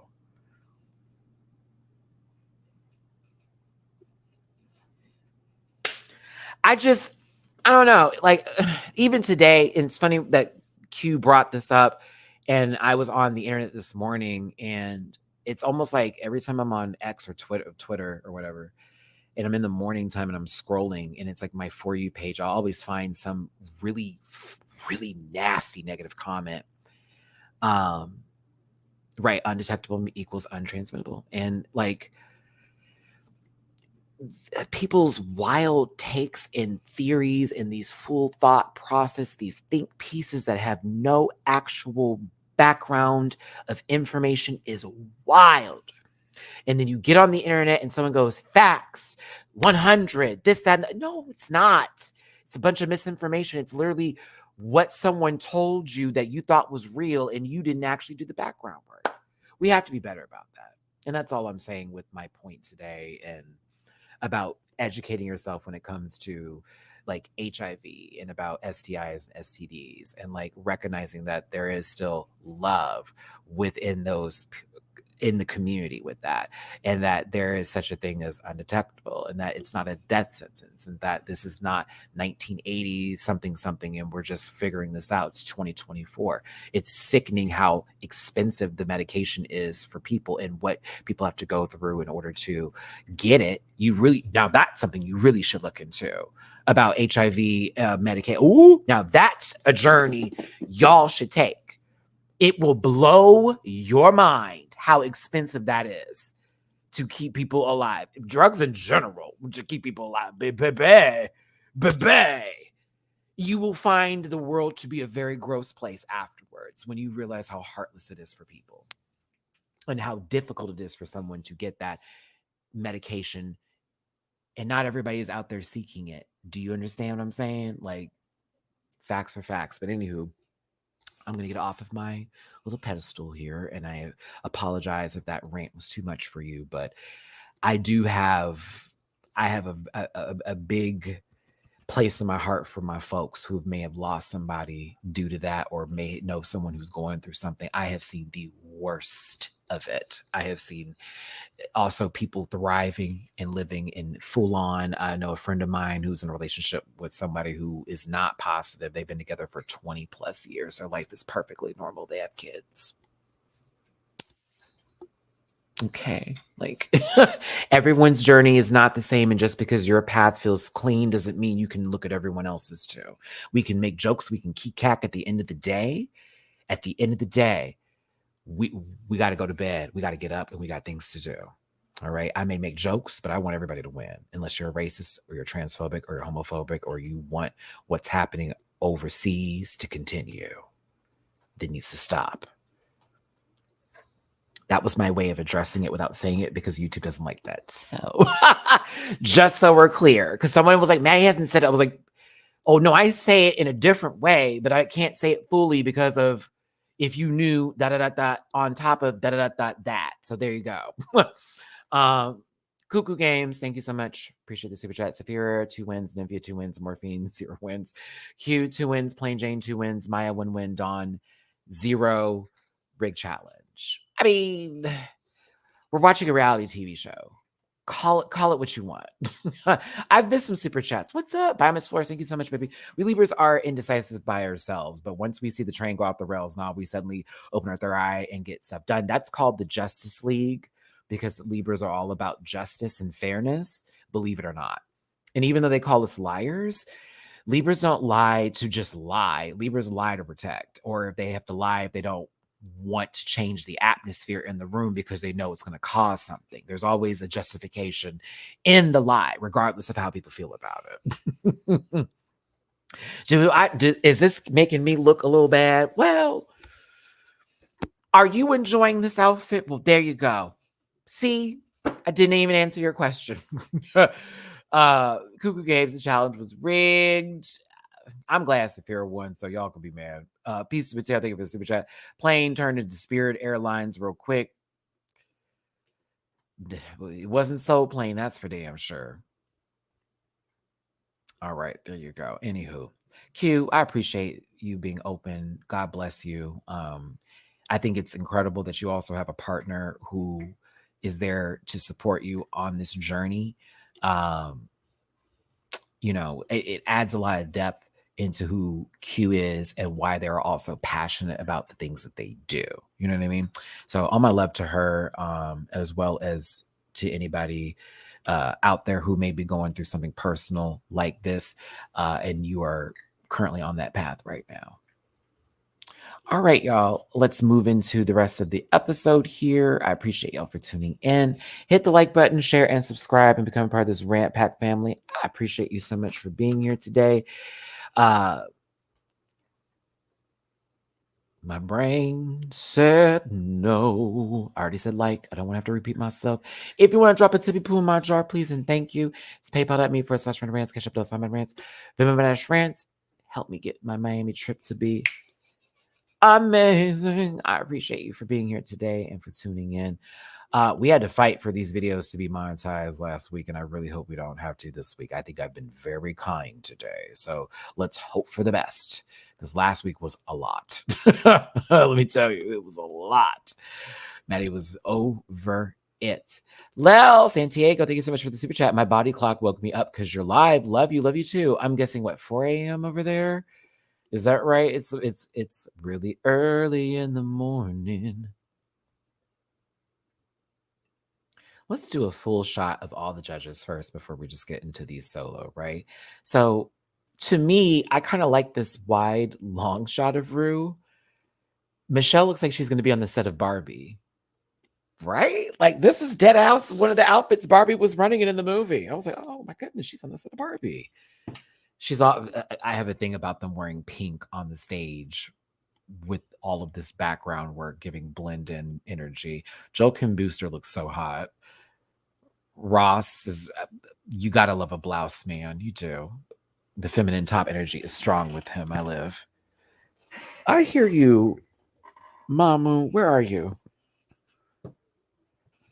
I hear you. Are you okay? Hold on. I hear my chubby bubby. I don't have my glasses. There we go.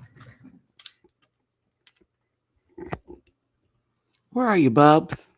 Oh, you want to be let outside. Okay. Never mind. Let me. Maddie, hurry this up. The kids need you. Yeah. Up close, this isn't my favorite. This isn't my favorite. I like it further away, personally.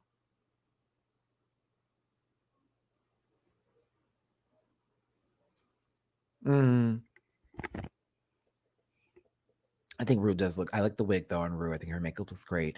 I do love the top part of this dress. It looks weird this close up. Like when we cut her off at the waist when we're doing when she's talking at the table. It's good. It's good. It's really good. I'm like, okay, I like it. The fabric's nice too. Something about this right here. It looks interesting versus when it's far away. I'm like, ooh, I kind of like that.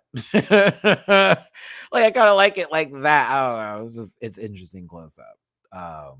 Very that. I think Michelle looks really good tonight. The hair is giving. She looks really nice. Very that, very that. Ross, I do love this close up. Far away, it wasn't giving me what I needed, but I do like this close up. I think the jacket's everything. Yeah, Ross looks nice. I almost said Carson. I wanted to say Carson. Joel Kim Booster is gorgeous. Yeah, that's a fine ass man. And I know he's got a partner. You got to give credit where it's due, boo. And I low key want this outfit. Do.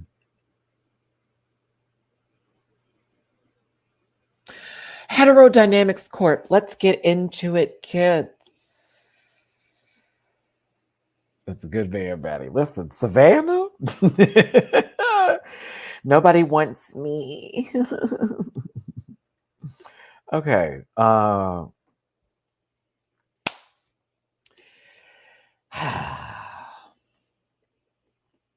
know I'm going to get so much hate for this.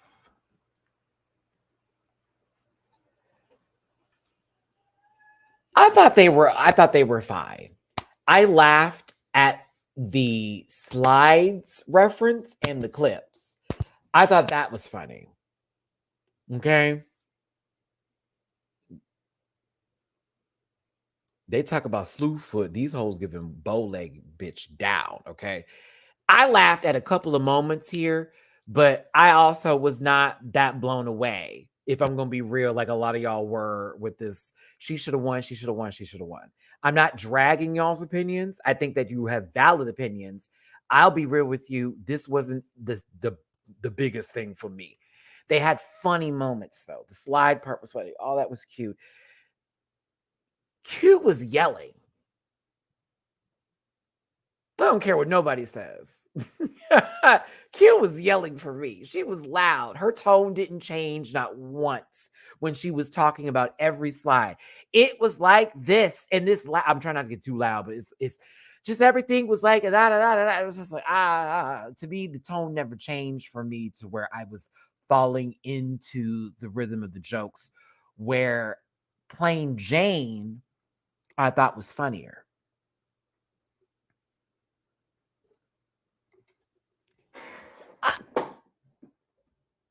I thought Jane was funnier and it felt more natural with her presentation than Q's for me.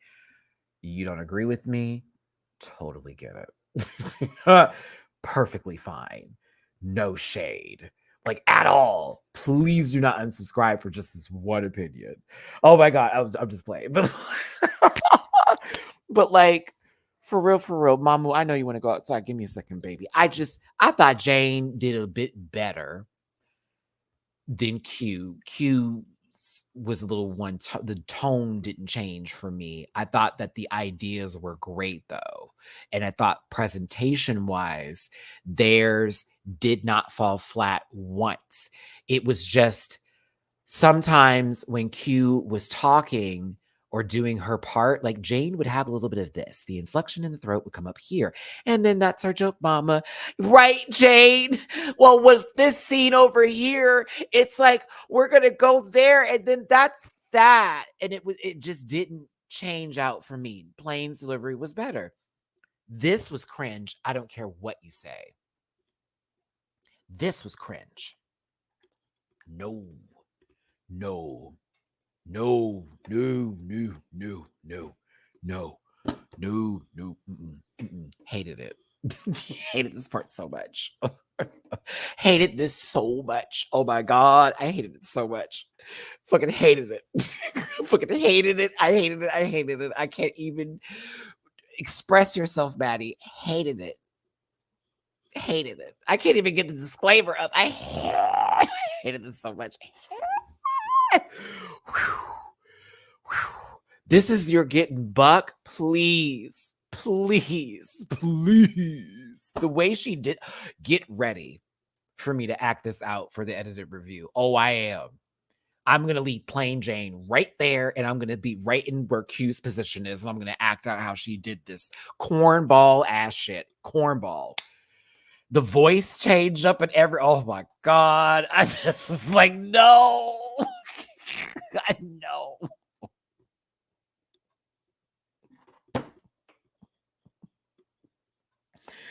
Oh my God. Wait a minute. Oh my God. Oh my God.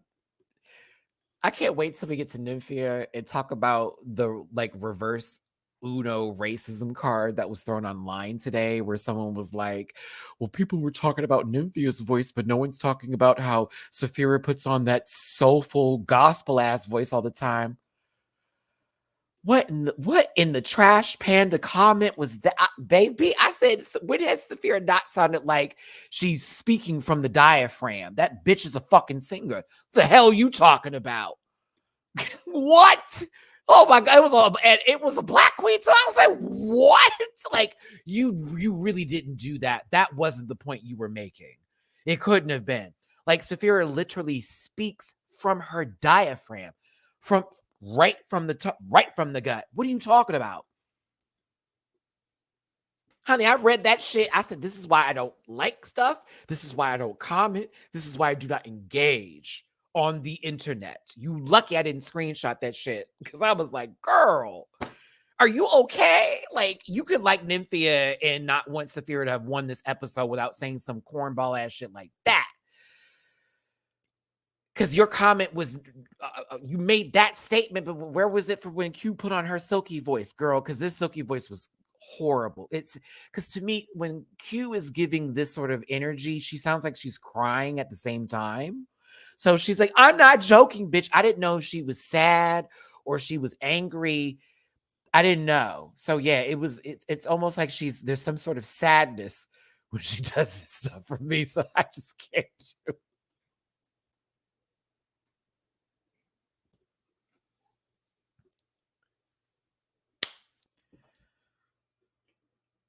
I can't do it.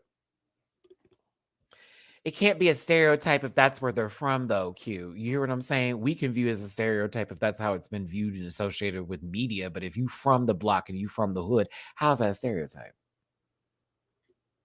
I'm not saying that you're saying that, but I'm saying when people bring that up as the equation, I'm like, well, Mhi'Ya's from the 305. And from our understanding, baby girl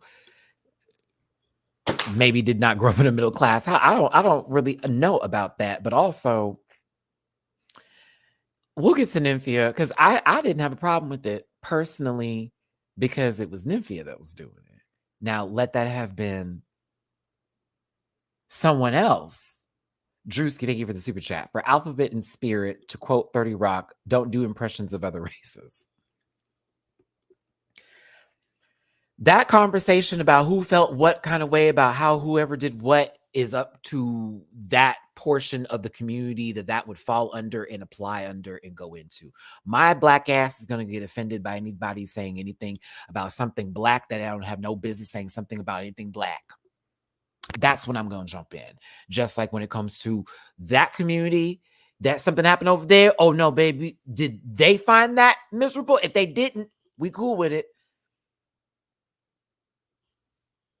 Manila's whole snap, yeah, season 3, the entire shtick.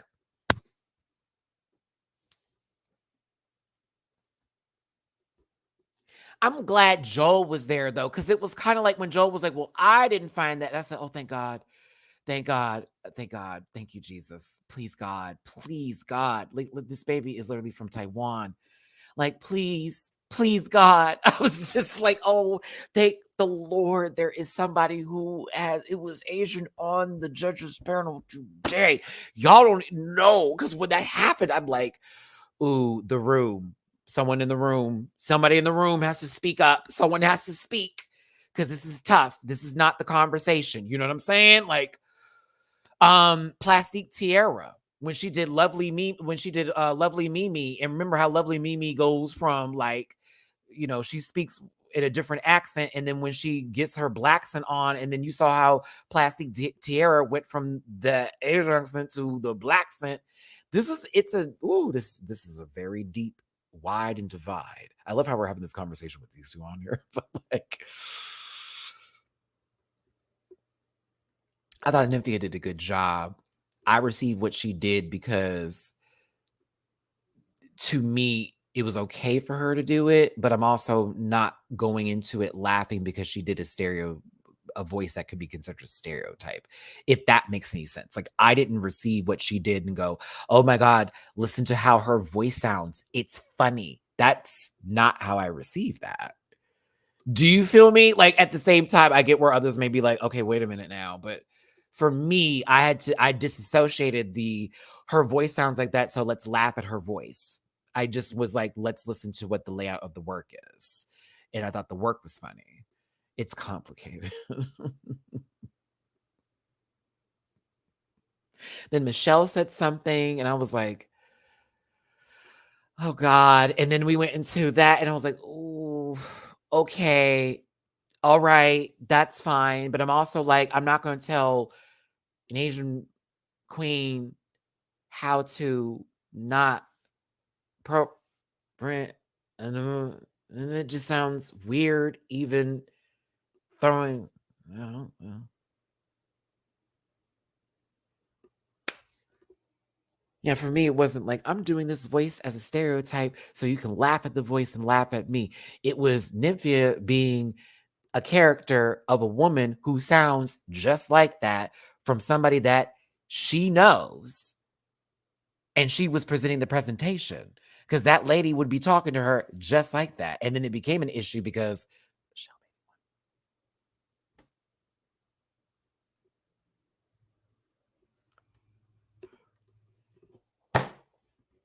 did I just say that? No, I didn't. I didn't say that.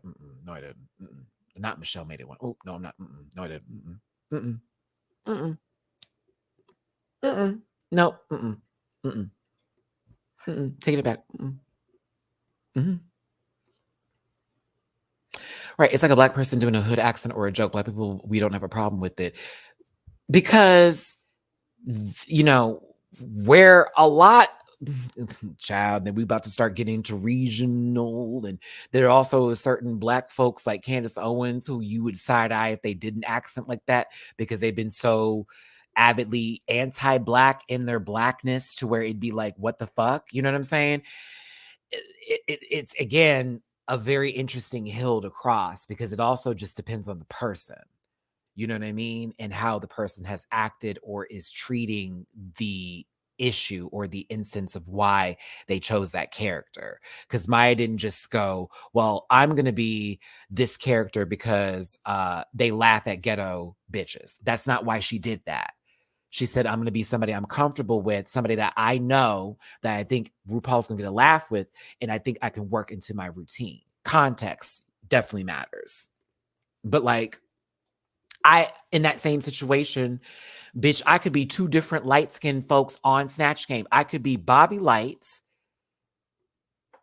Tracy Ellis Ross, two completely different acting people, but still within my wheelhouse and frame because I have lived on multiple sides of the universe. Not true, but multiple places in different neighborhoods, from the hood to very nice neighborhoods to middle class and this, that, and the other. So I know what the worlds look like and I know what it feels like. I've been in the room. That's what people say. Oh, I've been in the room. So it's really interesting. I just thought it was weird when it was brought up, and I was like, oh. And I'm like, is this? They're like accents. Are we talking about girls that you can't understand when they're speaking? You know, trying to speak English, and you're like, your accent's too thick, and it was hard to hear you. Oh, jumping from car door to car door. Oh no, let's not bring that up. Remember that whole moment when it was from car door to car door, and Michelle was like, I can't understand you, and Leah Remini, of all people, said, hold on now. Hold on, sweetie. You could hear what she had to say. She said car door to car. Well, I didn't understand her. Yes, you did. How do you not understand? Like, had a whole fight about that. Mind you, Trinity wasn't even wearing her flipper when that happened because there was a whole critique about her not being able to enunciate from Shirley Ralph. Look at me giving references from season 6.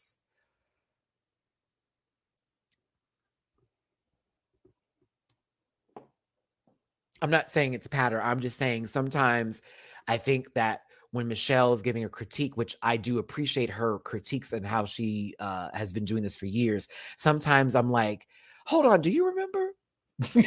Wait, do you remember? Wait, listen, I know that was a few Cup size is a go, but like, can we bring this back real quick? Can we run that tape? Because I think you forget where we have come from and how far you've gone. Ah. Oh, I code switch every day, Joyce, especially when I'm getting food or if I'm going to the store and I don't know what kind of people are in the store and how they're going to act. Because sometimes when I'm being myself, I've had someone call me names like literally in public or walk past me and say something because I just want to get into an argument or whatever the case may be. So sometimes I do have to check myself in and be like a little bit more low in my tone. And I walk a little less with a switch and have a little bit more of a wider stance and do a little bit like that because I'm just not trying to cause no issues today. I'm just trying to get my shit and fucking go and go about my business and get back to my gay ass apartment and my gay ass kids and my gay ass house and do my gay ass things I like to do. You know what I'm saying? And then when I'm on vacation, it's always different because I'm on vacation. I don't live here. I don't give a fuck.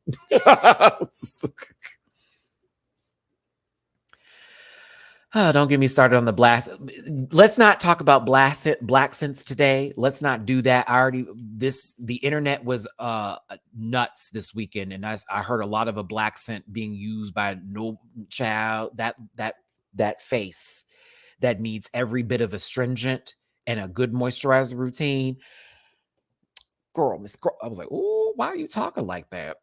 Either way, I will say that Q and Jane had good chemistry together. I wasn't here for the uneven volumes of it, but I thought they were fun for the most part. And I got the shtick, and it was really about more of like punchline jokes versus, to me, the objective, do you know your drag herstory? Because it was definitely made up herstory, but it was a little funny. I just hated the silky moment took me out. I was like, I said chop immediately, and I thought Q was kind of yelling a little bit, or at least their tone never really had any fluctuation for me. I thought Jane was the better of the two, personally.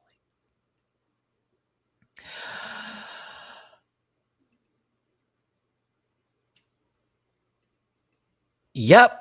Disclaimer, this program's for entertainment purposes only. Just a reminder, drop a like and hit the comment section. Drop a tippy poo in my jar. I'd appreciate it. Help your boy to Miami, or help me buy some food for my babies. PayPal on me for social rants, Cash App Simon rants, and Venmo minute rants. Appreciate y'all for being here today. So Drewski, I mean, Ruko's Empire and them pushing Kimchi to act stereotypical. Lady Lisa, Drewski, thank you for the super chat. I have to move on. I can't stay on certain topics. I see us going down very long rabbit holes. Michelle, Holly Robinson, Pete, and Taylor Dane were on a game show that Leah hosts, People Puzzler. Well, it's interesting because Leah Remini and Holly Robinson Pete used to be on The Talk with Cheryl Underwood. There we go. Also, Cheryl Osborne was on that show, but remember, for the racist allegations that happened, she was fired. And then Sarah Gilbert, everybody's names sound the same. Sarah Gilbert was on there, and everyone's favorite wife of the head boss, Julie Chang. There we go. That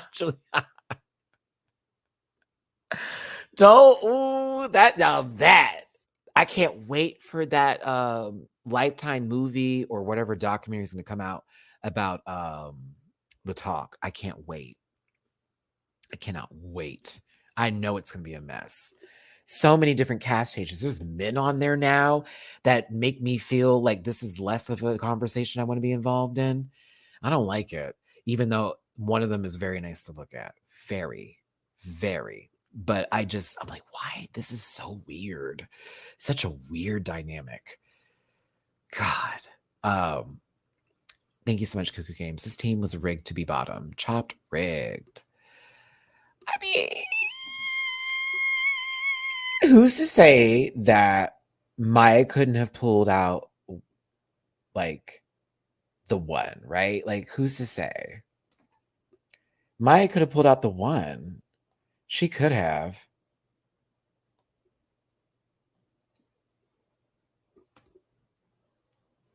Sorry, I'm always gagged when random porn accounts follow me. There was this one that I was very happy when he followed because who.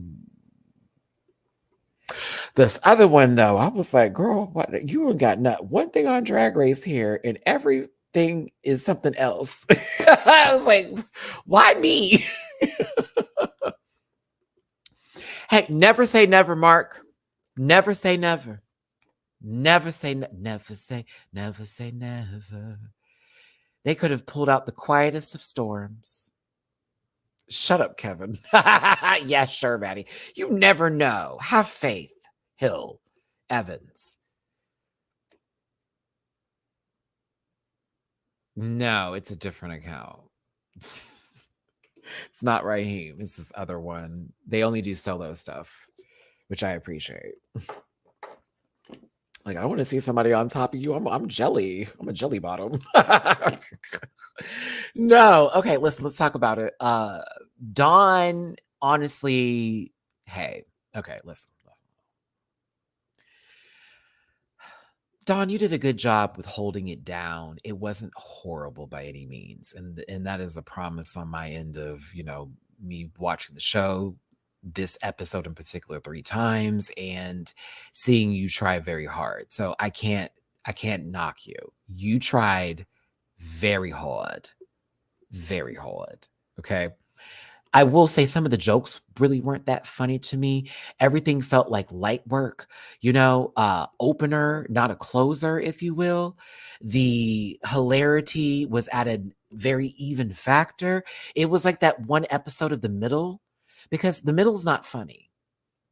It's not a funny show. The Middle is a nice show to watch while you were waiting for another show to come on.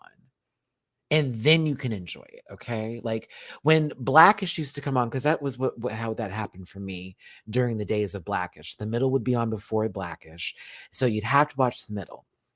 Not every moment's gonna be funny on the show. You're gonna like some parts of it. The little boy that's always like this when he talks, he was hilarious. Loved him.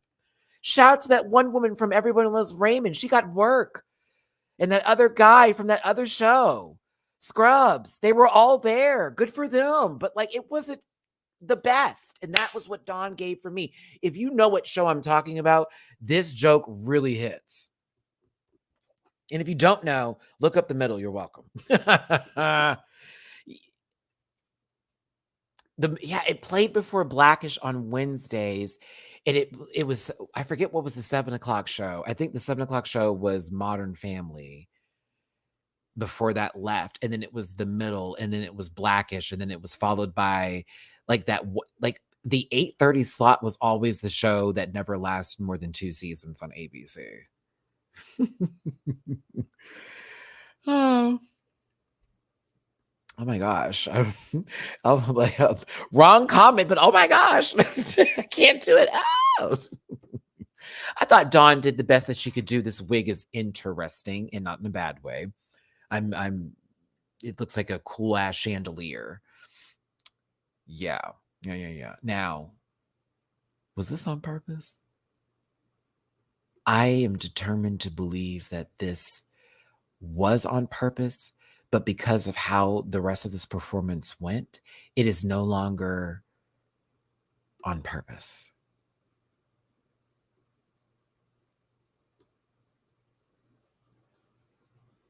I want to so badly believe that you did this on purpose, but it was so bad that I felt like it wasn't. Because if this was on purpose, horribly executed. I know I love Mhi'Ya, but I gotta talk about it.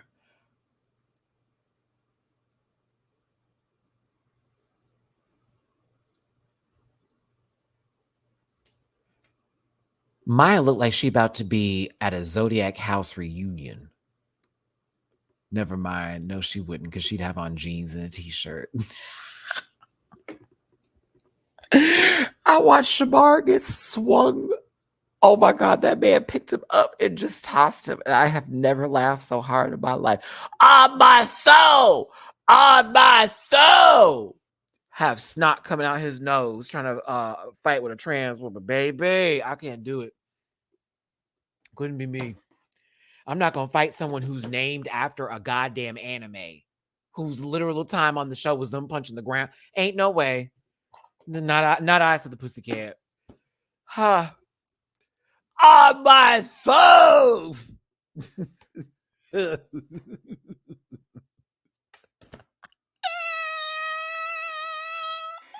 I want to imitate him so bad on here, but they'd be mad at me. Man, my eyes would be in between stages. Do you understand me? Woo! Girl, over here trying to read somebody. I know you not. Anywho. Yes, you know what I'm talking about. That boy over here completely turned around trying to fight someone. Yo. That lady said, you have half a heart, you have half a stomach, you have half of this. I couldn't believe it. I have never screamed so loud in my entire life. My goodness. Okay, moving forward here. Because y'all don't need to know that reference. Don't worry about it. That may be for my folks. That may be for us only.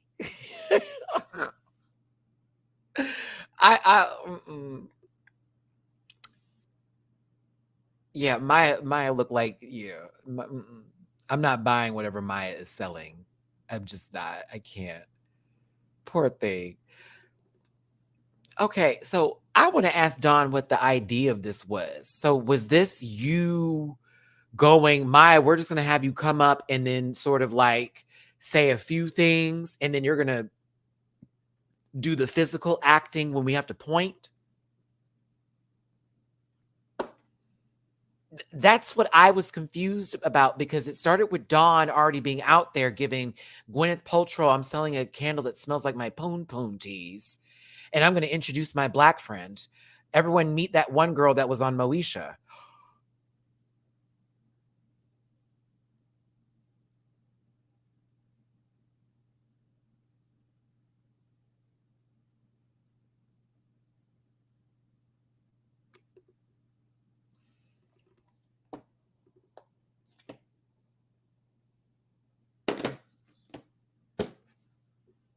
Doesn't it? You know what's funny? I actually wasn't referring to Countess. I was referring to the other one with the contact lenses now, who literally became a different person by the end of the season. God, what was that girl's name? I forget her name, and she used to be the best friend. I wasn't even talking about Countess, but then I thought about Shar. Thank you. I was talking about Shar Jackson. Yeah. Countess wouldn't come out to a Gwyneth Paltrow event. I'm just gonna be real with you. I don't see Countess going in for that. Shar, though, I see her being there. No shade to Shar. Shout out to Shar Jackson.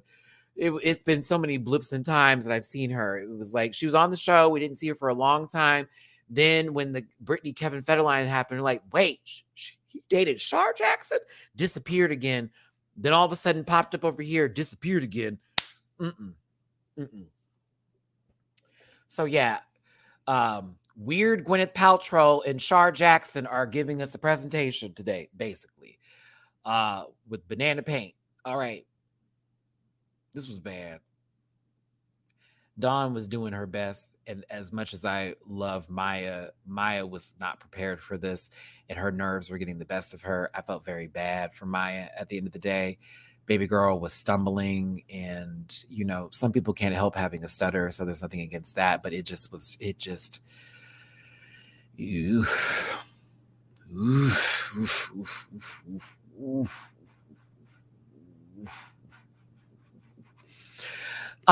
The banana part that I was referring to was the base for her makeup around the eyes, because it's always given that banana hue. It's another reference to also when Coco was doing her makeup, or we've seen Kenny do her makeup before in like season 11 and season 11. See, oh my God, I've been saying season 7, but I don't know how 11 got in there, but season 11, yeah, it was 11, season 7. Right here in the eye department here, it's that normally has like a banana tone to it.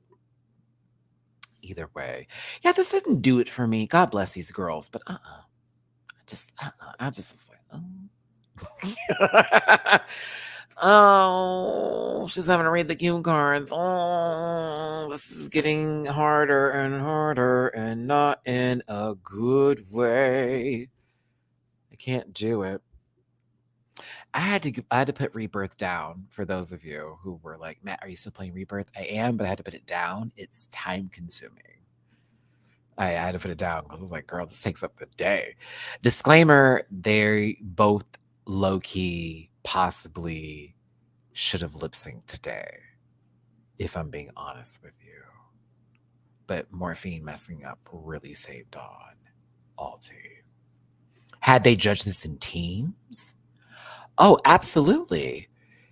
Had they judged this in teams, it had to be judged in teams. They would be the bottom two. So we're clear.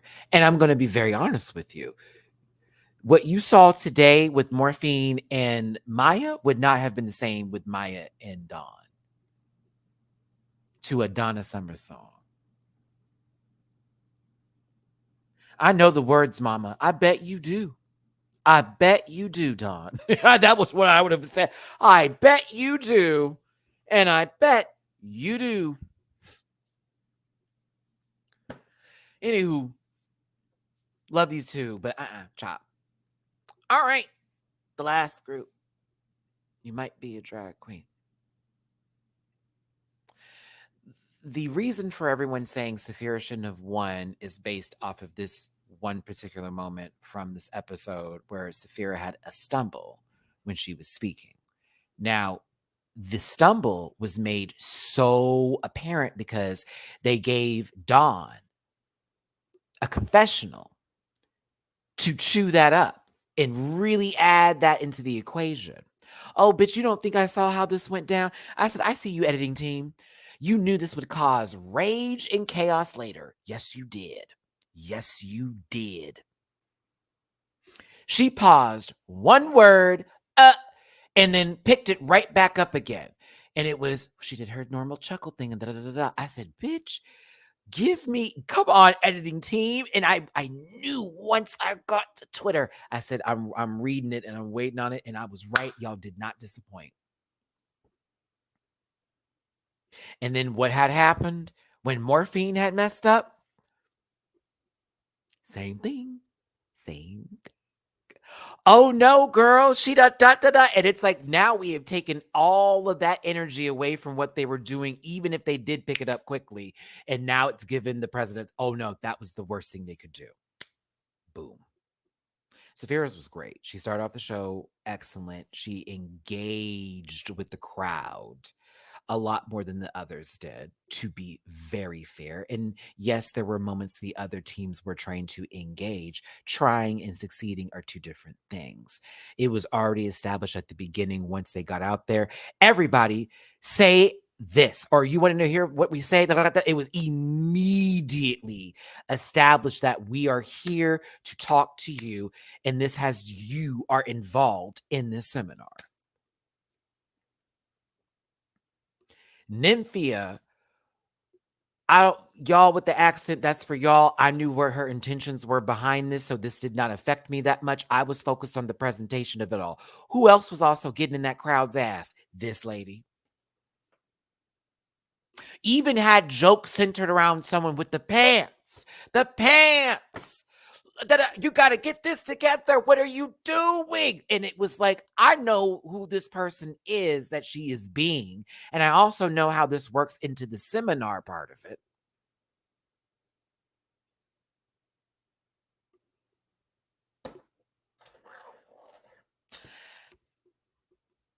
I thought she played right into it. Now, did anybody else catch when Morphine cut Mhi'Ya off?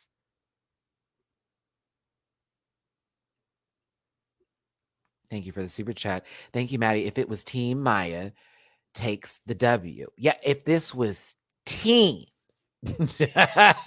this when they said individual, all that went out the door. But if it was teams, Q and Plain would have won this episode, IMO, and Mhi'Ya and Dawn would have been the bottom.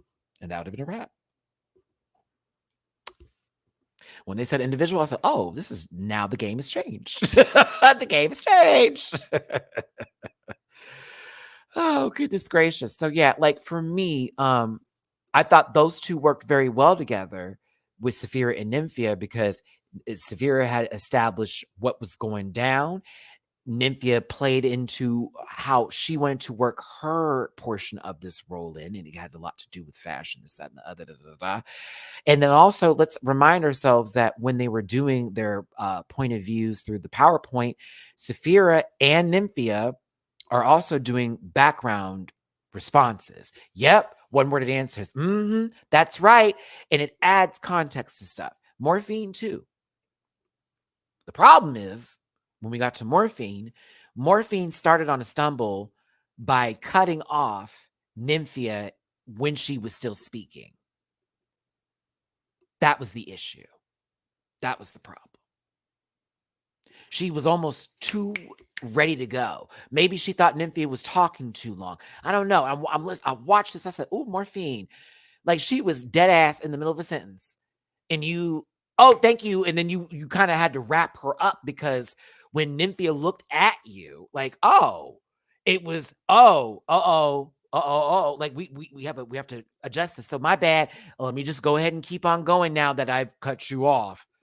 Okay, so now you've established that, and the audience who we're conveying this to, who's giving you the energy to feed into this, sees it. And as Morphine's doing her bit, she messes up. She has a flub and then tells us, hey, it's normal. That's what drag queens do. But it was so, I messed up. Versus it just being like, I messed up. Or tee hee hee. No, it was, I messed up. I really messed up. It was in your face. I said, oh, girl.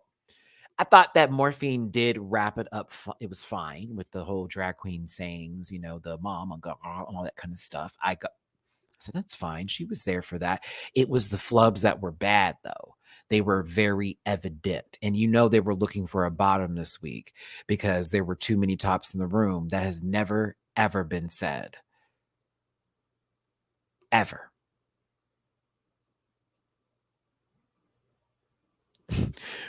Wishes. But that's never been said. It's been quite the opposite. Either way, I thought the team was fine.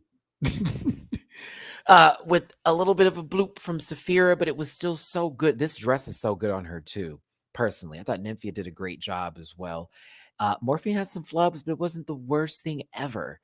She had some flubs though, and they were just too oof. Okay. Yeah. They needed to focus on that.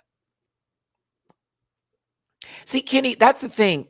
Not one time was a timer ever mentioned, and there was a time limit. And you know how it's funny how that has been actually a narrative for episodes where people have been in the bottom before, or to show the reason why they are rushing is because they're running out of time. Let's keep that. Let's parking lot that. That's a very interesting point.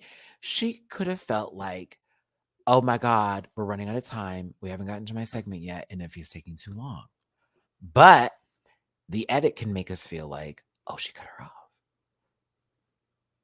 They had plenty of time. Why would she do that? Ooh. I'm not saying that that's what happened. I'm just speculating with the rest of you. 400 of you here. Thanks for tuning in. I'm adorable. He's too old for that. Whatever. I appreciate you for being here today. Hit the like button, share it, subscribe, become part of this Rant Pack family. Thanks you for tuning in. If you want to drop us some people who might drop for your boy hosting today, I'd appreciate it. My Miami trip is literally around the corner.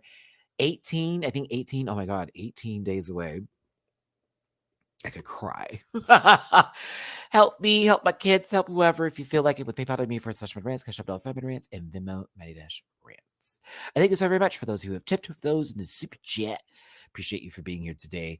I am gonna probably do like a video where I'm packing my suitcase up, getting ready to go travel, and I'm so excited to try on this top today that I got because the shorts fit. Happy. The challenge was interesting to me. It's like, okay, you have a good concept, but it all depends on what is presented. Some jokes I thought landed harder than others. Some felt like an actual seminar. Others flopped. There you go. Now, let's go ahead and get to the runway. And of course, you all know that you give your opinions through the polls this way. Flashback, flashing. Never mind, I won't ever. I stopped quoting that man's music because gross. But flashback. Night. What was it? Drag Con 1980s. I thought to myself, just say 80s. They had to add all that extra. You know, you get three options here on the polls today, whether it's giving, if she's cute, or if it's a chop, as far as the looks are concerned. What are we giving Plain Jane today? What are we feeling about Plain Jane? Planet Jonathan.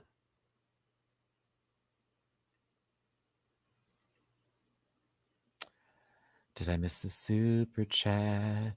Making sure.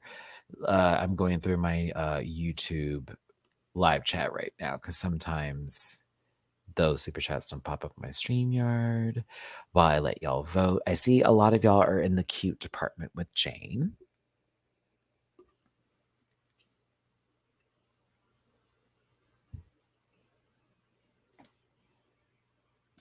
Jane looks like she's about to say something real ignorant.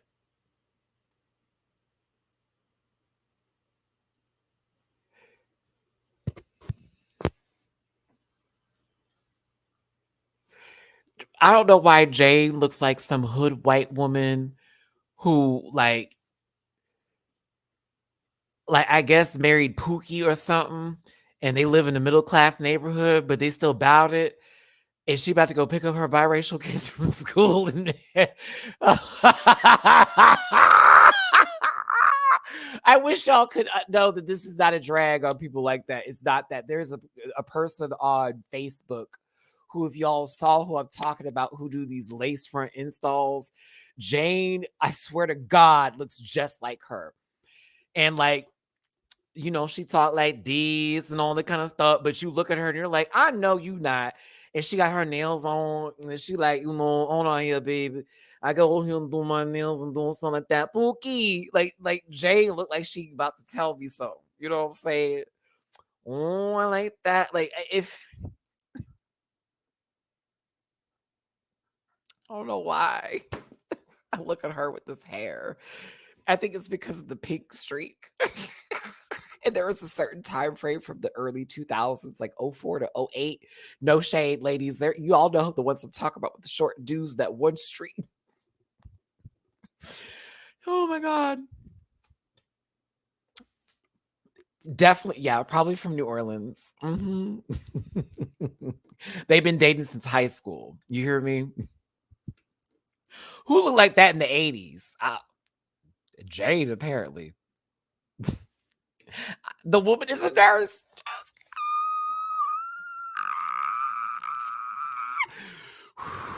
Drewski, shut up. God, I wish I knew that lady's name. I'm kind of obsessed with her videos on Facebook, though, because her family is beautiful. So many people got mad at my last joke. Chill out. It was not meant to be taken that way, y'all. I'm actually not dragging her. She just reminds me of somebody I've seen on Facebook whose entire personality is having a biracial family. No shade. Anywho, so okay, the fits kind of no, I think that it's cute for me. I can see clearly the inspiration that Jane was going for here. It's different. I kind of don't like this print with it. I don't know if that really works for me as much. I would have preferred this to have been like a solid color with the black accents on it. The Van Combe lady. Oh, Jarrell, that's a good reference from Mad TV.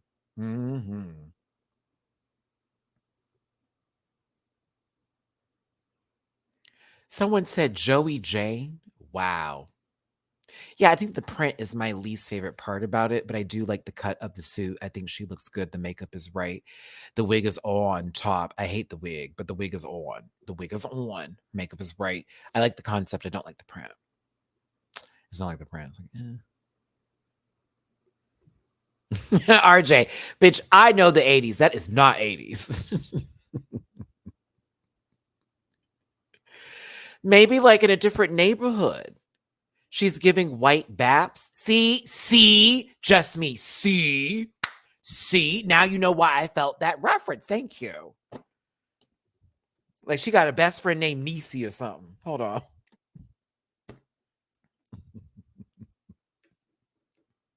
Like she dropped her kids out the barbershop and they don't question her. You know what I'm saying? Because they already know who wife that is. Okay. They know what she about. They know what street they stay on. Okay. Their crab boils are cool. Sometimes you got to bring the sides, but like when Pookie on there, it tastes good. Yeah, she make a nice lemonade. She make a real good lemonade. Hold on. We have to close this. We have to close it. I love you, Plane. I'm sorry, girl, if this gets taken out of context. I've had a good time. The joke was funny. Come on, Pooh. You know her firstborn is a junior. Like you could read this. Oh, the firstborn is a junior for sure.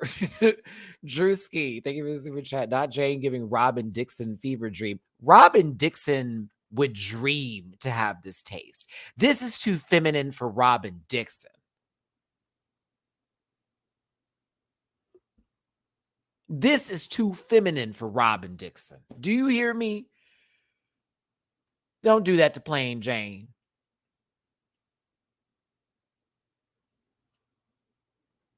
Shit, I know Juan wouldn't be bored with playing though. Oh, Matthew. Now, you know what we're not gonna do is that was rude.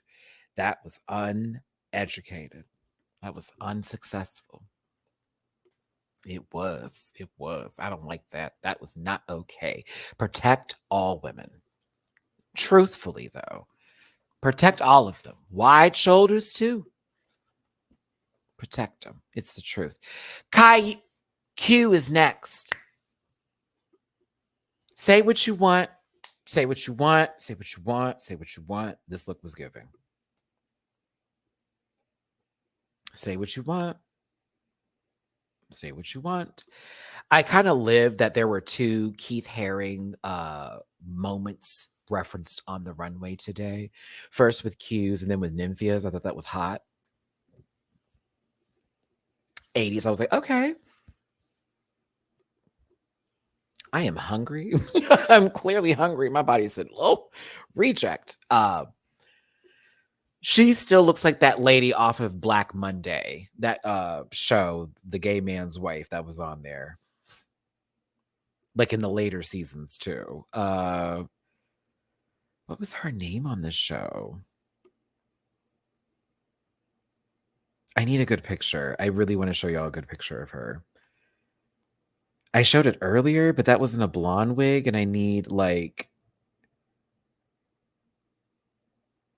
her in a dark-haired wig. I'll get it later. Anywho, I thought this was tailored beautifully done. I love that she had the red ribbon that's representing AIDS on there. That was fabulous. The makeup is severe. The makeup was severe. I like it. It was a very well executed look. I have not put up the poll. I just started talking about it. I was like, oh, let me just start talking about Q's look. Hold on. Let me give you all an opportunity to vote here. My apologies.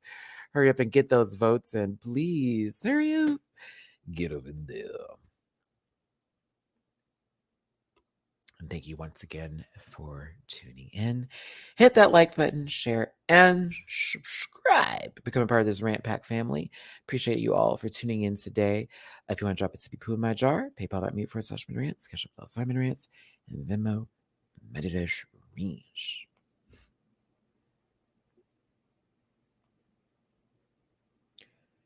Wait, is she really? Okay.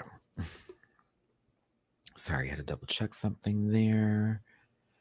Thank you. Yeah, because Maddie went to the grocery store and low-key ate everything that he bought, and he did not buy the most today. So we have to make sure we have dinner for tonight, and I need to get my kids some cat food. Wet cat food. I have dry already. They need wet cat food.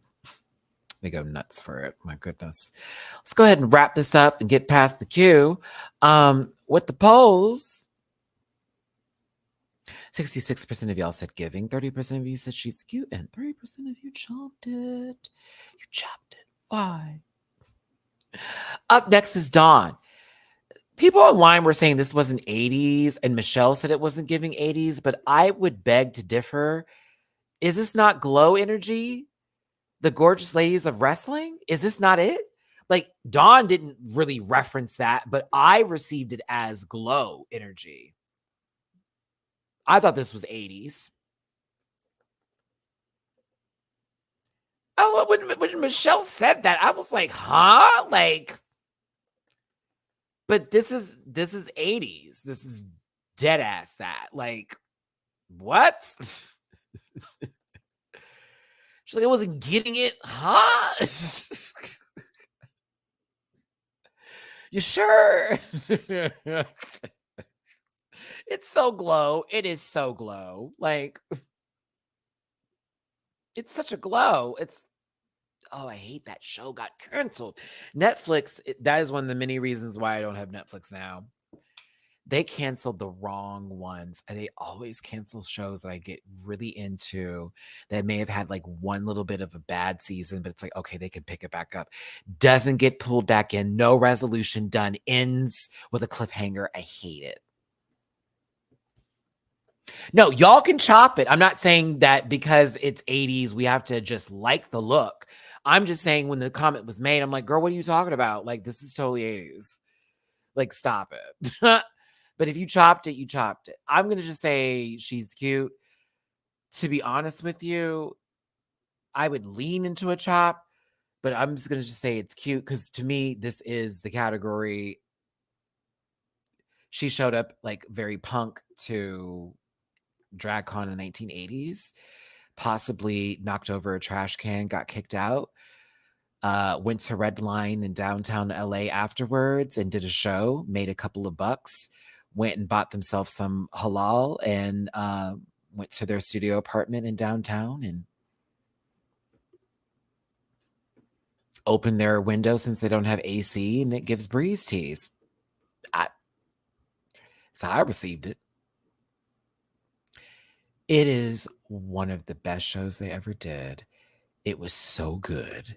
I love the side stories, and I hated that they ended up canceling it. It was such a good show.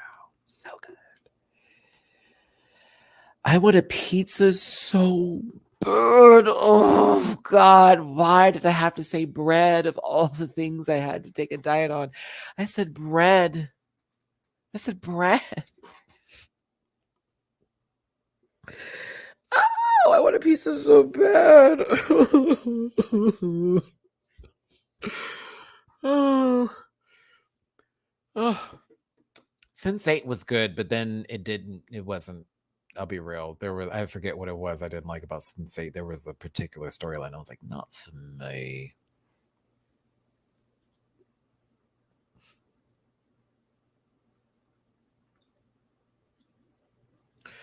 Do they use bread flour and pizza dough? I mean, that's kind of like the same because it's flour. It's a starch. I'm already giving waistline teas. Hold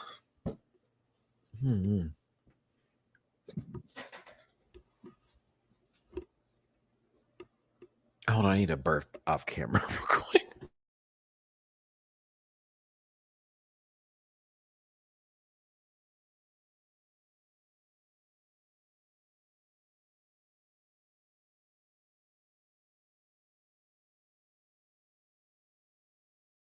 So sorry, y'all. Baby, when my God, I have this thing where when I haven't eaten, I start to burp and I get like a bubble is like making more room in my stomach, which I'm like, please stop. That's me. Please stop doing that. And when I was talking earlier, and you probably hear me go like this, it got right in my throat. And I was just like, oh God, please, God, please. The cauliflower brand is very good. No bread pizza. Try. If I can find somewhere that delivers that has cauliflower pizza, I will give it a try. I am nervous though, because I don't want it to taste like cauliflower. Because guess what? I hate cauliflower. It's one of the most disgusting vegetables to ever be created, next to squash. I don't care what y'all say. I hate squash. I hate cauliflower. And I hate mushrooms and onions. There, I said it. I hate them. Hate them. So if that crust don't taste like just a normal cauliflower, I remember my parents used to try to feed me like vegetables and cauliflower would be there. I could get into broccoli. I could do carrots even, like peas, green beans. That's fine. Something about that cauliflower, it feels like a deceptive broccoli piece. It feels deceptive. It's deceptive. Like they're supposed to, like broccoli has some kind of flavor to it. When I eat cauliflower, it feels like I just tasted textured water. I don't know why. I hate it so much. Like, oh, what is this? Hate it. I have not had it seasoned correctly. I have seen Poor Things, the William Defoe's, those burps. It's so gross. No, I like fried mushrooms. And I like mushrooms that have been like put into like a pasta dish. They're like diced up. I don't like mushrooms where they're like slimy. Like you know how they're like cut in halves. Ugh. Oh, vomit. Oh, vomit. I've literally thrown up from my dad making me eat those before. Can't do it. I can do like a fried mushroom. I can do like a portobello mushroom, like a burger, like a big mushroom. Like I can do like a mushroom burger. Absolutely. I can do that. But I can't do the halve mushrooms. I will vomit on instant impact. The slimy ones from a jar. Ugh, ugh, gross. Squash is the devil. Squash can burn in hell. What is that taste? What is that profile? What is that? It's not good. You can roast it. You can do whatever you want to do with it. Burn in hell, squash. Burn it. Hate it. Fucking hate it. Yes, cauliflower is deceptive broccoli. I stand on that. And what was the other point? It was cauliflower. Cauliflower is textured water. Squash is Satan's vegetable. Oh yeah. Here we go. Mushrooms, the slimy halves, can't do. And then onions. I will have onion on my taco, like a street taco with some cilantro and onion. That is the perfect pairing together. I have no issue eating onion that way. Perfectly fine. If it is in the food, if it was needed to cook the food, like I have to dice up these onions, Maddie, go right ahead. Go right ahead. Do you put it in there? I'ma eat it. But if it's on my burger, like a ring of an onion, fuck you. Fuck you. I hate you. No, Nola, if you're saying that, I trust you. I will, if I can find some cauliflower pizza, and I know it's a little bit extra, I will try to find it today and give my thoughts on it tomorrow on the panel if I can find it. I can only eat fried onions, cooked onions, and something. But if I can't do, like, you know how they have those sandwiches with the roasted onions on there. Ooh, sauteed onions.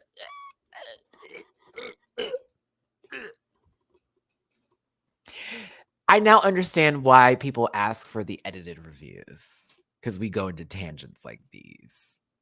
Now it all makes sense together. Me having an edited review during the week for those who just want to talk about the episode, and for those of us who like to get off topic sometimes and just start talking about things.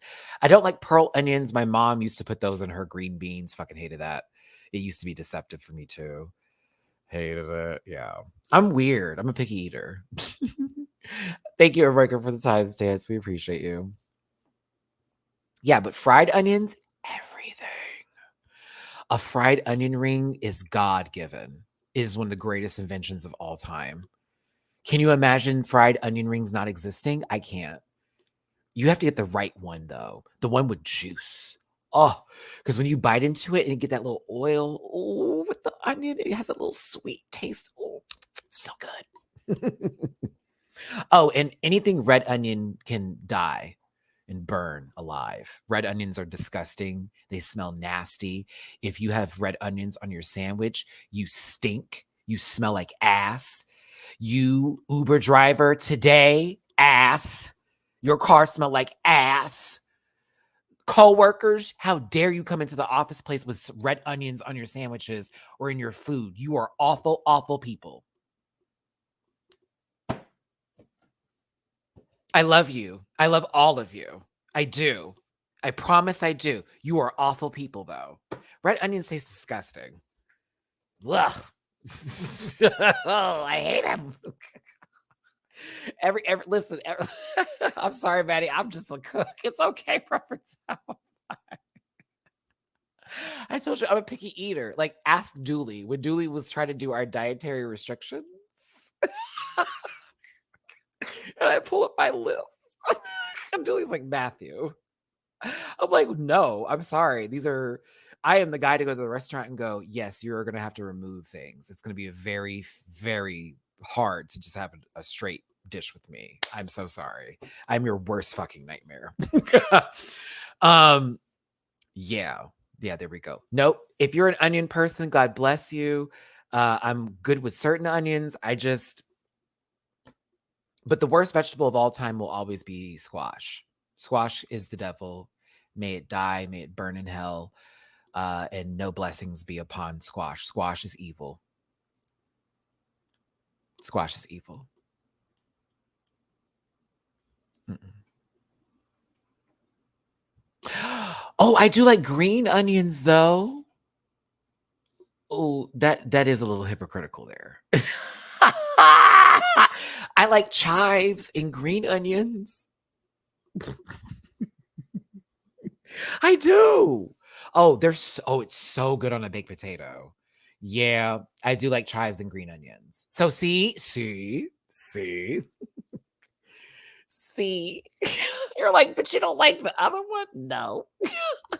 Tomatoes are a fruit. They're also gross, but I like tomato flavored things. It's weird. I'm weird. Green onions are not the same. Well, guess what? I would never go to a sit down restaurant with you, Maddie. We'll go somewhere where you order at the counter so you could terrorize them there while I'm at a seat already. LOL. It's not that bad. I would just simply look for dishes that don't have everything that I don't want on them. Yeah. Beets are pretty good. I just don't like they stain everything. Yeah, you can go to a restaurant with me. It's not that deep. I'm just like no tomato, or like definitely on a burger, no tomato, no onions, extra pickles, extra cheese, lettuce, please. Make sure it's leaf lettuce. I hate shredded lettuce. What's the point of shredded lettuce on a burger? It's the most just gross. Mm. Oh no, I tip if I go to a restaurant. I have manners. Like I actually have manners. That's one of my least favorite things. And DW, you can back me up on that. It's one of my least favorite things. My least favorite things is when someone goes to a restaurant and they don't tip. You are mad. Girl, you're crazy. We started talking about, look, Dawn, 12 minutes. This is how bad it was. This is how bad me getting off track is. 10 minutes about onions and food. If you don't like it, just go to the edited reviews. I can say that now. Instead of me going, you don't like it, oh well, I can say, just go to the edited reviews. Either way. So back to, us going off in a tangent did help us actually get more votes in. So there's a positive take on that. I lost the chat because I was so far behind. Oh my gosh. Okay, 50% of y'all said she's cute, 37% of y'all chopped it, and 11% of y'all are saying it's giving. Yeah, I get it. I don't know. I'm hungry. Me talking about food has been my saving grace. It's also been a nice way of torturing myself because I watch a lot of everything I ate at Tim Hortons. That one girl with the upward inflection voice, Carissa Eats. Yes, and everything she says is so chipper. I watch her videos and like really honestly take myself to dark places just so I can think of the food she's eating and say I'm eating it too. Mhi'Ya AI Iman LePage image is next. This is why I say that the AI stuff isn't great. Y'all like, I use this for everything. She used it too. Look what happened. That's madness. I love you, Maya. That's madness. An AI image. I'm from the old, the other days. This is madness, y'all. I'm sorry. This is ridiculous. That's the Google image, and you were like, okay, bet. No. Oh, why? It's not good. You could have told me this is the production of The Wiz or something. I don't know. I did get when RuPaul said Patti LaBelle, I said, yeah.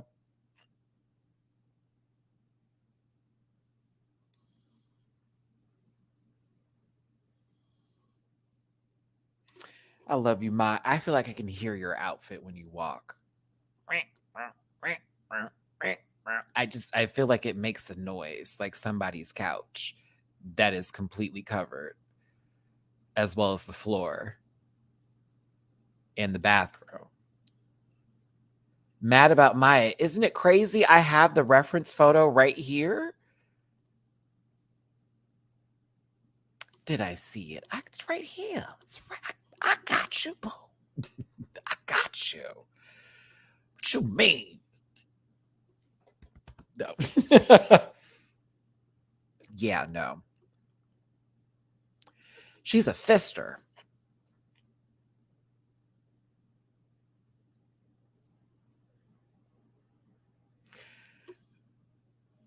I love you, Maya. I know this was like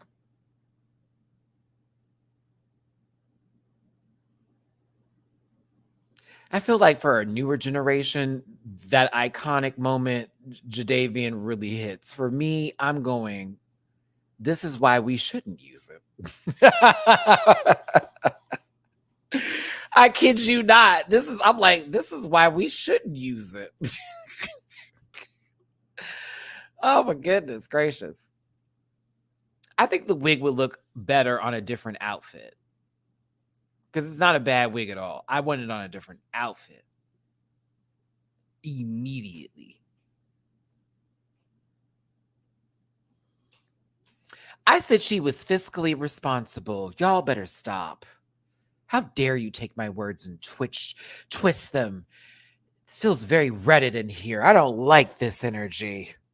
Let me take my gay behind somewhere else and do feminine things somewhere else. I said it again. That's the third time I've done that this episode. I like her though. I like Mhi'Ya. Yes, it is, Felicia. Yeah, it is. She was spinning so long. I said, girl, you could have, man, took that thing off something. She spun that thing. So I said, girl, if she don't take this off and throw it at somebody, it did just that. We're going to close Maya's chapter today. I think that's enough for us.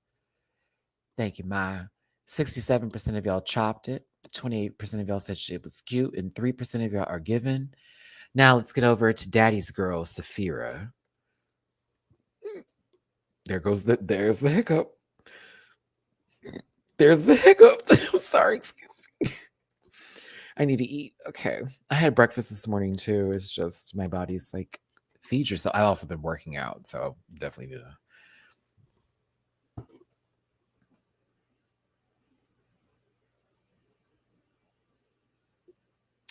This is piece of cake drag energy, so I am gonna be biased and say giving and be done. This is legit some shit I would fucking wear. I'd wear this down in pink. You're gonna get used to me saying pink a lot because I think pink is gonna be one of my staple colors. But like, I look so good in pink. Oh, like a pastel, but oh, keep it white. Keep it white with the color. Oh, keep it white and just. It is Whitley coated. It is Hillary Banks down. It is Daddy's Daughter. It is rich black family energy in the suburbs during the 80s and 90s kind of giving teas. How I grew up in my family kind of tea. Like, this gives me my growing up in my life, if y'all don't understand where I'm referring to, because remember, my parents were born in the 40s and I was born in the 80s. And I have brothers and sisters that were born in the late 60s and 70s, right? So I got to see a lot of these styles, this sort of, my young mind was warped around these looks and seeing that. That's why every time I see those commercials for like old like amusement parks and shit, and people are like, I never knew there was a park like that. I'm like, bitch, you never saw that commercial? I love it. And when she said prom, I was like, bet. And it's definitely, I want to know if he really loves me. It's very that. It's very that. You can hear the music when you see this outfit. It's so right. It's so good. It's precious. It's like, it's pretty. Like, I love Q's outfit too. It's giving and all that kind of stuff. But like, you have, honey, the styling alone. The styling alone. Look at the hair. This wig is so good. Oh, so good. Black Elite. It's Jack and Jill energy. For those of you who live in the South, I don't know if they have that on the East Coast or over in the West Coast, but Jack and Jill organization tees, right. Elite black families putting their children in the, little programs so they can meet folks. The cotillions are still happening, girl. Come on. Little society. Oh my goodness. My nephew and nieces were in Jack and Jill, so I know all about it. Mm-hmm. I love it. Sickening. Oh, okay. Yes. For the rest of the season and from so on, yes, I am rooting for Saphira. I'm not going to give y'all the Libra. I want everybody to win. I'm a liar. I want Saphira to win. I'm just going to tell you that now. I think if Nymphia wins, I'll be also very, very happy because I think Nymphia chews. I want Saphira to win. It would do my Libra heart well as like following their journey from on and the relation they have to my drag mother, Honey Davenport, et cetera, et cetera. Oh, I want her to win. Period. I want her to win bad. I do. I'm sorry. It's between those two for me. No shade to playing in Q, but like, I want her to win bad. I want her to win bad. She's so good. She's so good. She's so good. She's so good. It just, the energy gives me crowd. Like, put her on a winter season. My God, like already. Okay, hold on. Saphira, we have 80% are giving this, 16% say she's cute, and 3% of y'all are racist. All right. Glad we established that. Thank you so much for tuning in. Hit that like button, share, and subscribe. Become part of this Rant Pack family. I appreciate y'all so much for being here today. Reminder, this program is for entertainment purposes only, and content's not intended to malign any religion, race, company, individual, or wigs. All opinions expressed by the rants of program participants are solely their personal views and don't affect the opinions of every human on the planet, and no hate should be sent to any of the shows or individuals mentioned on this program, so please don't be rude about it. I think it's really funny that I did that edited review prior to seeing this episode. And I even said in that review, I really want Saphira to get a win that's not associated with no one going home and her being the top that week and lip syncing for the win. God, you just answer my prayers. I just thank you so much. So much. Oh, not even playing, but you know my other prayers too. Miami trip.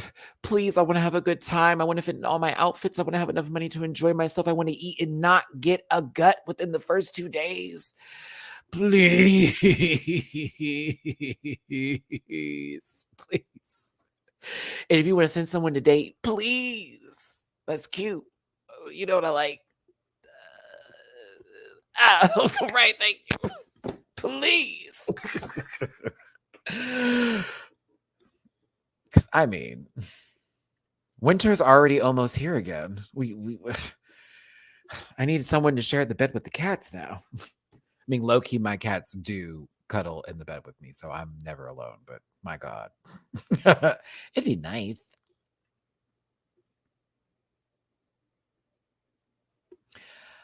Maddie, are we gonna get some Dragon's Dogma 2 streams?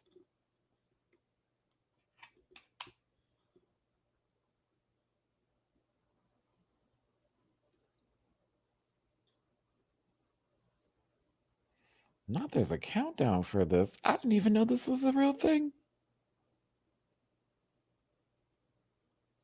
I have never heard of that. But I will screenshot, investigate later.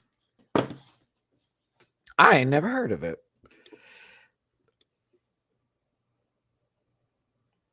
I felt that. I felt it. I did. I felt it. I've never heard of it. However, I will look that up.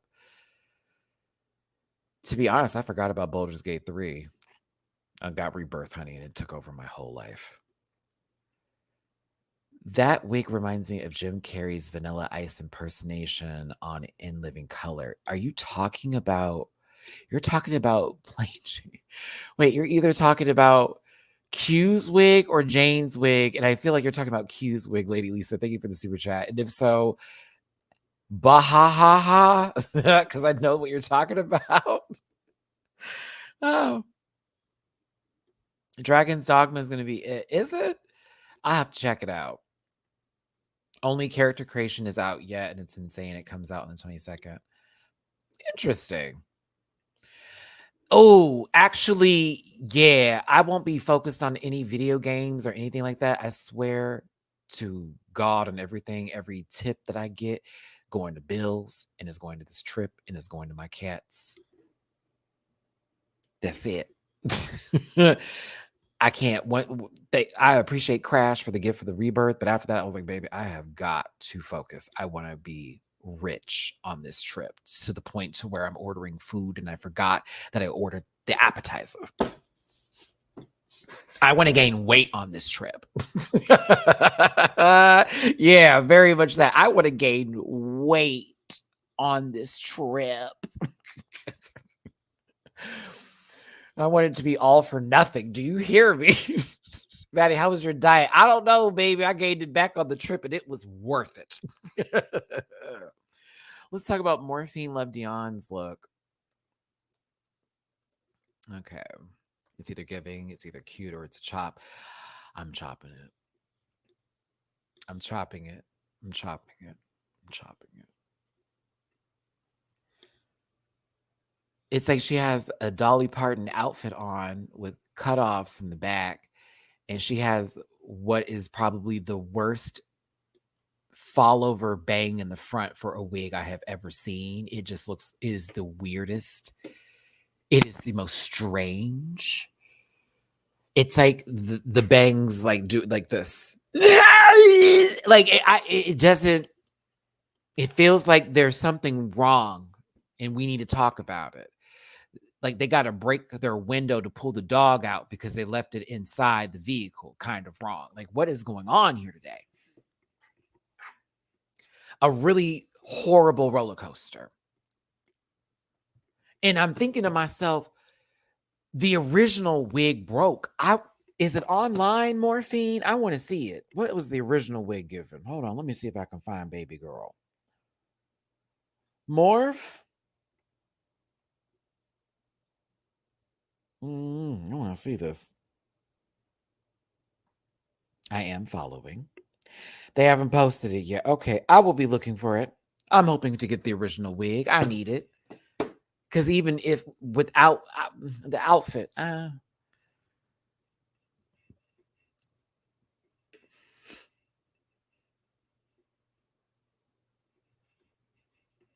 is she like a rich country musician in the 80s? I don't know. Yeah, the fit is odd. Not for me. It's a chop.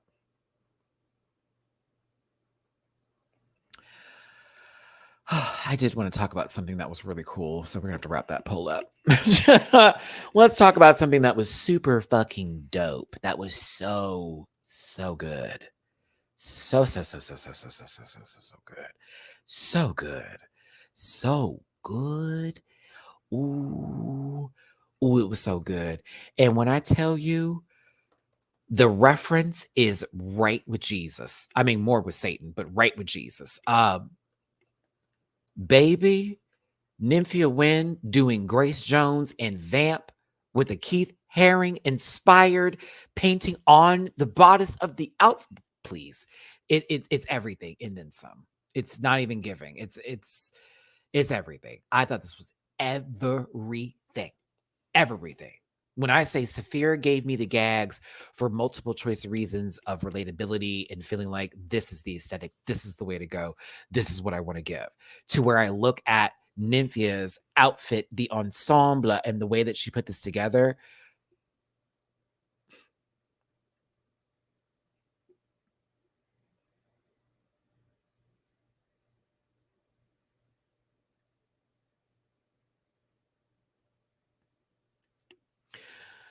Girl, that wig, that what looks like the top of someone's stove as a fascinator.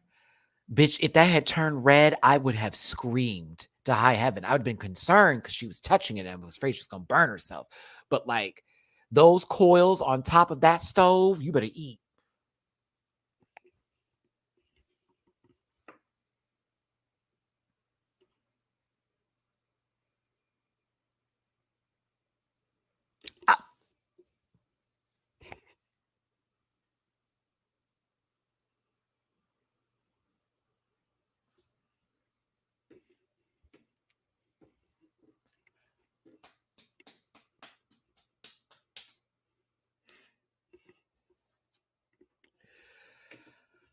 Uh, between her and I'm sorry, between her and Saphira. Mm-hmm. I've enjoyed the season, but these two,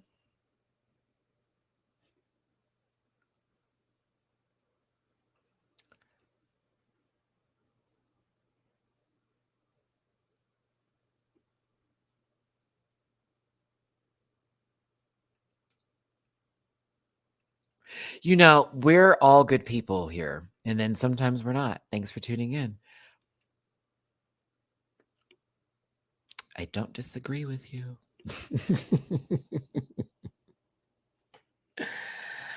I don't disagree with you at all. Not at all, baby. Not at all.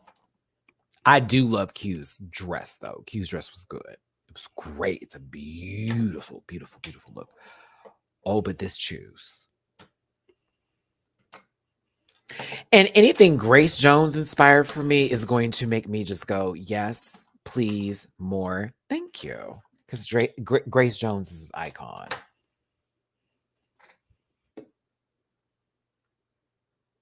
Well, shit, that's the thing. The whole here's the gimmick and the gag. When people made the point about she wears too much yellow, well, in her confessional, she's wearing yellow, and most of the time she's in the workroom, she's wearing yellow. So what? Like, as far as drag is concerned, she's had a few looks, but really not that many. And she does talk about bananas consistently, at least once an episode. So there was a point in what people were saying, but they were focusing on the runway to give sort of like a reason, like, oh, well, I'm getting sick of this. It's like, well, if you're mad at her being, talking about like bananas and shit, then say you're mad at her talking about bananas. Say you're mad that she wears yellow in the workroom all day, but don't say on the runway. And also, That is her brand. She literally was like, I'm the banana goddess. I'm the banana queen, banana Buddha. Now we don't like it. I like potassium. I do. I like potassium. It's good for you. You know, you can have too much potassium. Isn't that crazy? It's crazy, right? No one chopped this, which makes me really question those who chop Saphira's look, making my racism claims more valid. I'm kidding. But hey, conversations were had, judging took place, and of course the queens were critiqued. As a reminder, RuPaul said prior to the start of this that they are going to be critiqued individually. They are not going to be critiqued as groups. So the entire bit online that I've seen of everyone going, oh, well, this is not fair, and oh, this is so, oh my God, that should have been you are right to believe that for teens. When they said individual, I said, well, plain Jane's out of it because her runway, no. Q to me didn't sound the best in her presentation. The runway is amazing.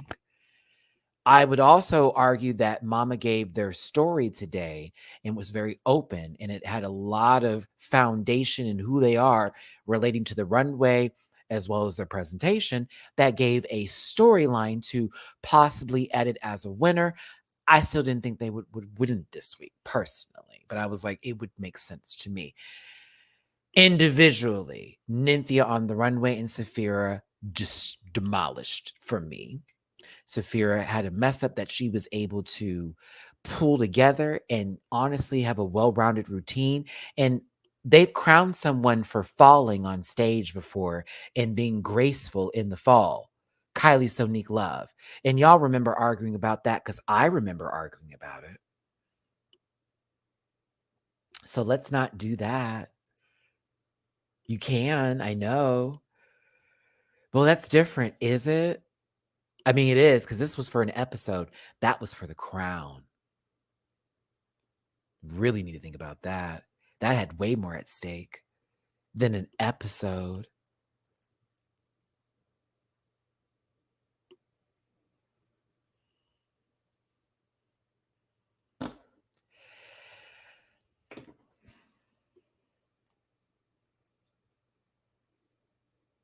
Nymphia did very well on her own. And the dress looked good. Should is a word I will not use today for this incident or matter. Because I don't think Nymphia should have won this episode. I didn't think Q should have won this episode. I didn't think Plain Jane should have won this episode. I don't think Dawn should have won this episode. I don't think Mhi'Ya should have won this episode. I don't think Morphine should have won. I think I said everybody's names who I think they shouldn't have won.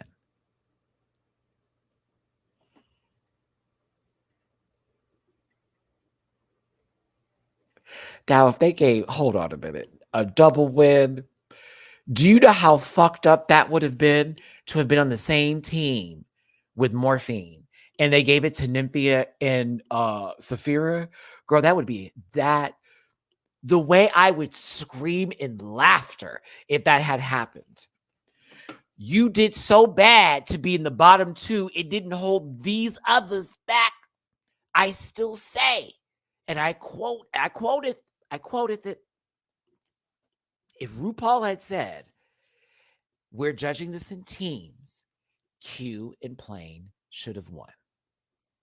In teams. Individual, That's just how I feel.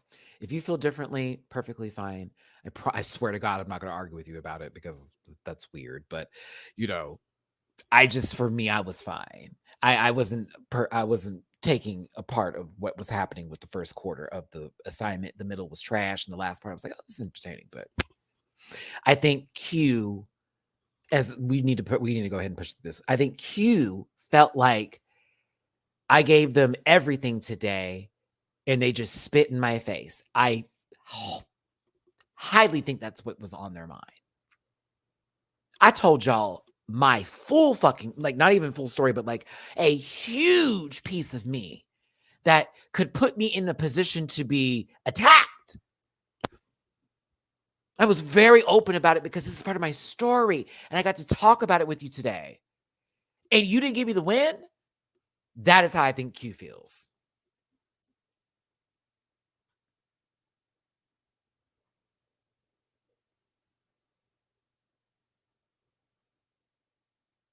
I agree with Jose. I thought Plane did better in the challenge. I thought Q was better in the runway than Plane. I know the feeling of disappointment, and I also know how to give visible disappointment to something to where it can affect other people around you and change the mood, right? I can understand why Q, and I can empathize with her frustration. Oh, I can empathize with it. I can empathize with it.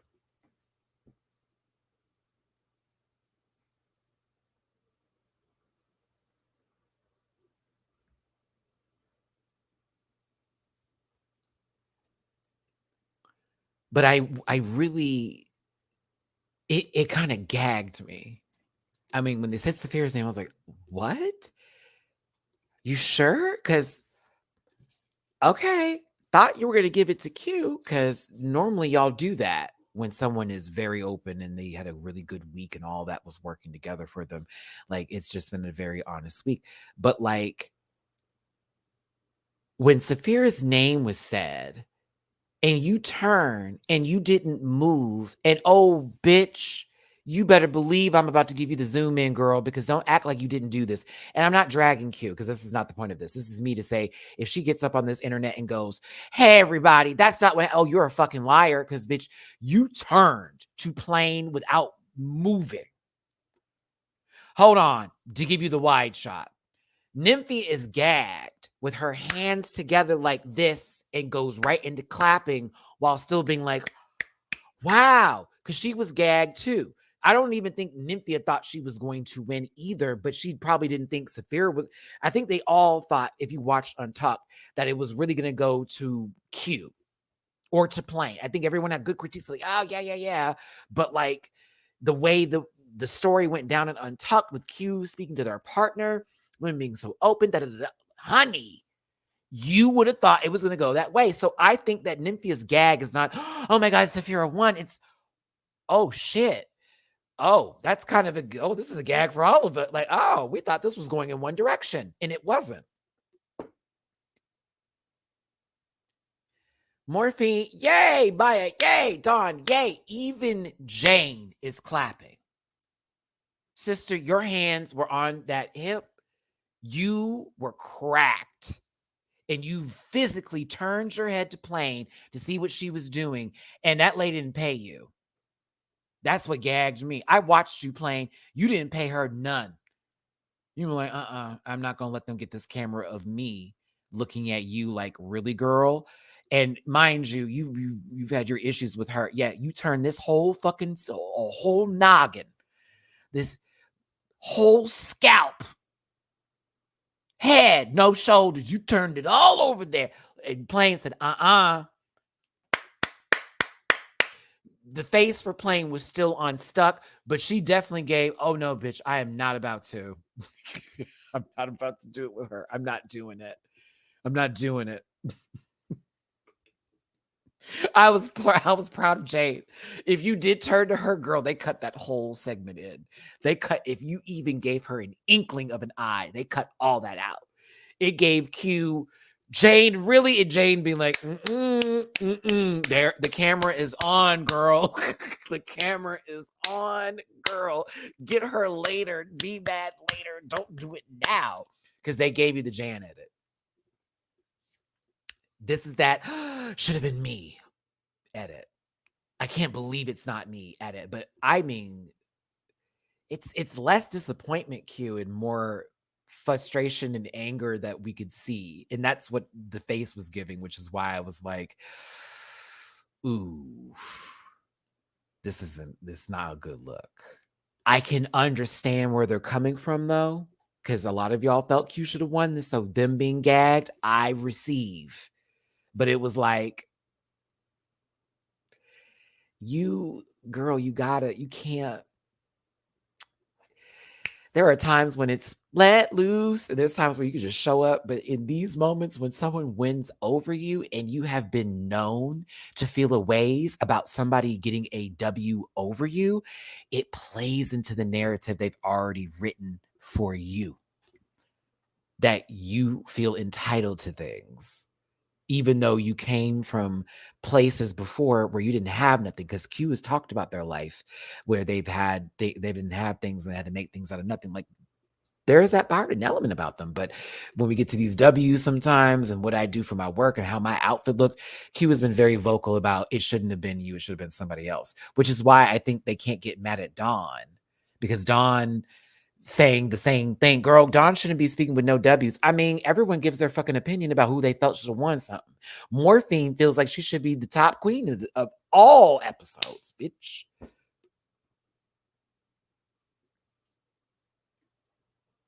Jazzy, I'm with you on that one too. I thought, as far as the seminar is concerned and how it was put together, and what I found enjoyable was Saphira, Nymphia, and Morphine's, even with Morphine's flub. I thought that Q and Plane had good jokes, but I think I was more drawn to Plane's narration of the seminar and the way she was leading it versus Q, who was in a constant yell. Like, I felt like Q was talking to people from down the hallway and she was telling them where to go find their locker, but she didn't want to leave her spot. She just wanted to tell them across the way, come over here and tell me, no, girl, I don't need to. I'll just tell you like this. This is how I'll tell you. Yeah, don't worry about it. I don't have to move over there. Don't worry.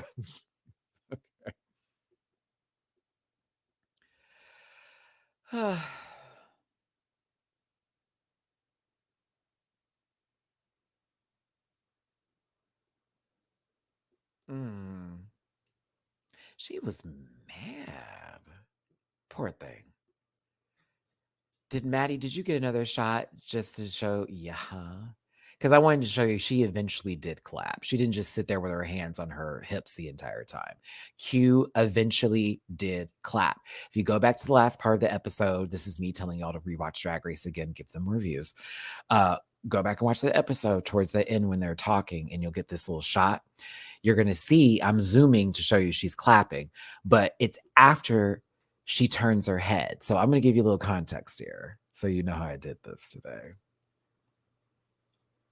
This happened after this part here. Okay. She hasn't turned to her yet because I watched how they did this little edit of like the wide shots, the close shots of that. I was like, okay. She hasn't turned just yet. So she was stuck at that moment. Then she turned her head, didn't get anything from Jane, and then started clapping. But her clap was a...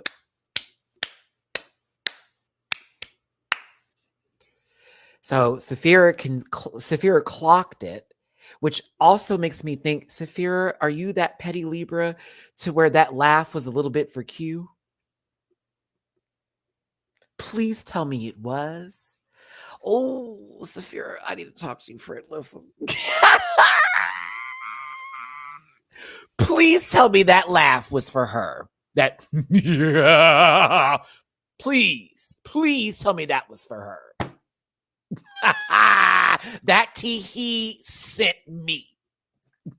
Yeah. I said, ooh. I said, I hope that was for her because you clocked it.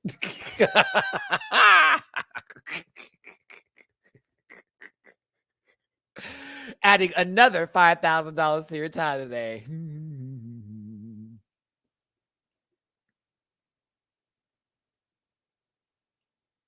Thank you.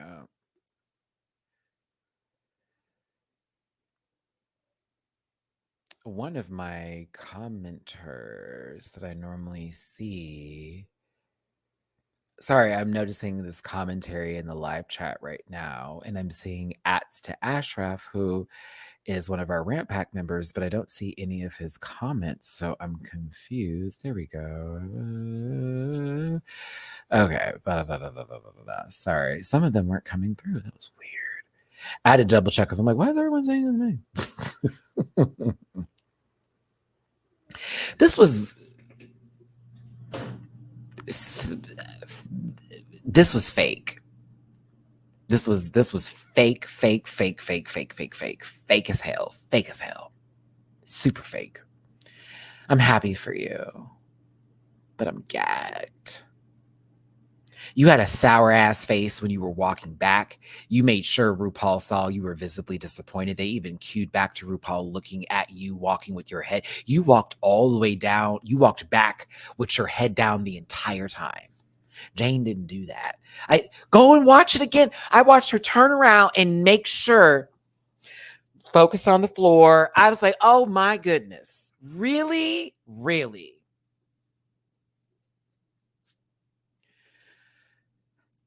Relatable.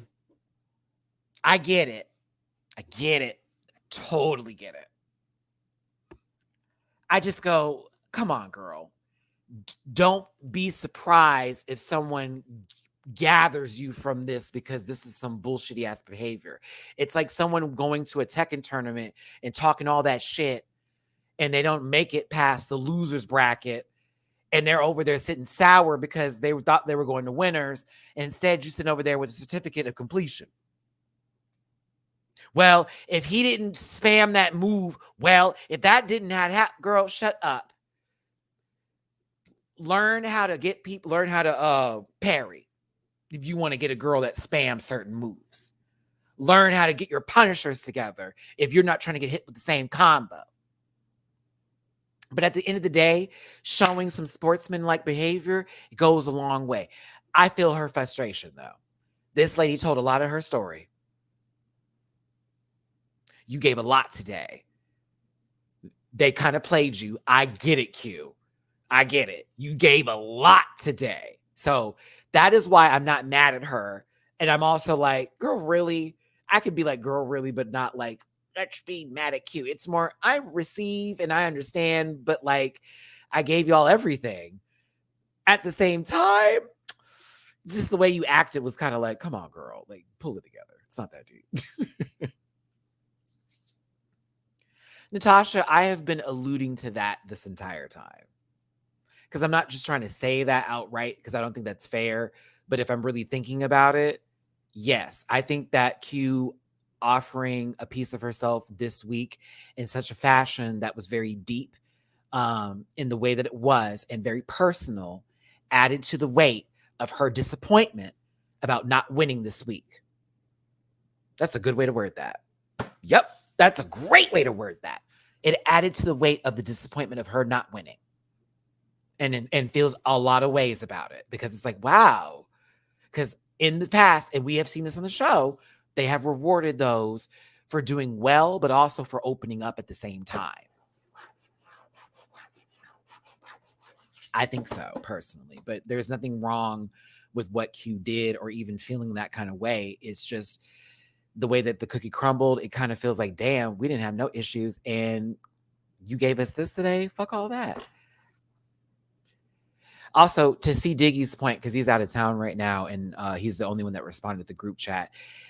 His comment was, it's weird. Why aren't they mad at the judges, but they're mad at the queens?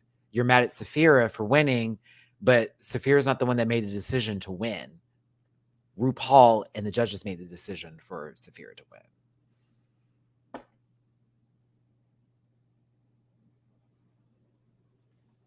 Well, no, Neko, that's the point when you say not all the time. That's the point of you doing good and sharing, you're gonna win. You doing bad and sharing, you're going home. It's like you're not having a good day and you just gave them a whole lot. Ooh. Don't mess up badly then, because now they got your story, they got a little bit of you. You can leave now. Thank you for telling us your trauma. Listen, I'm not mad at Saphira winning either. You know, I'm happy my girl won. I thought they were going to give it to Q just on the edit, but everything is everything and nothing is nothing. And that makes no sense to anyone. But peas and carrots do belong in a vegetable medley.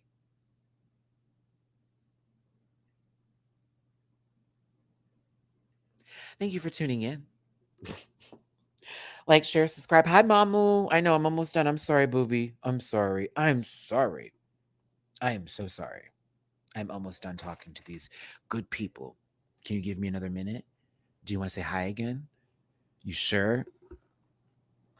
You want to say hi again? Okay. I'll do it later when the camera's bigger.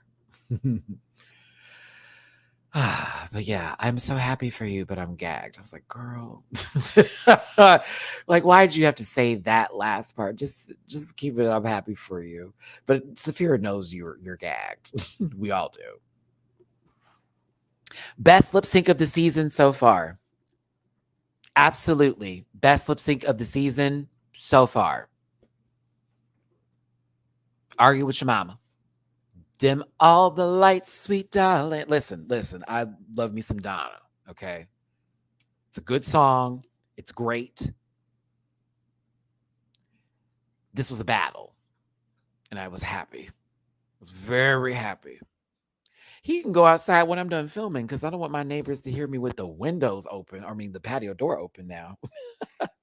It's not like, like, but yeah, this was a good time. Now, had Mhi'Ya not this if this wasn't her fourth lip sync, I think there may have been a different conversation, but I got to give it to Morphine.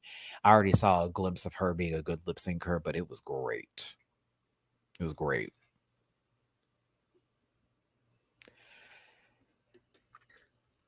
You know exactly what part I'm about to get to, don't you?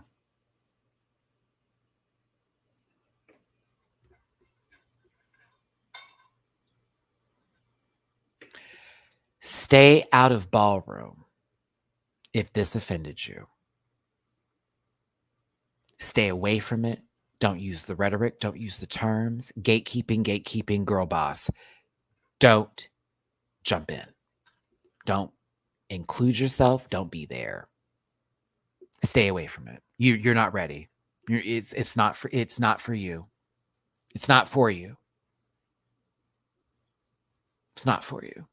The shit I saw online, the very pale think pieces, very cock swallowing energy think pieces that I saw yesterday on Elon Muskrat's good internet app establishment site. Stay away from it. We're gatekeeping now. Stay away from it because this is ballroom shit right here. Battling. And here's the gag in the goop. Not one thing that Mhi'Ya did here was so dangerous for Morphine in that moment. And also I'm so happy Morphine clocked in this morning and said, let me type something up for you girls, because Morphine's also in ballroom and has walked before.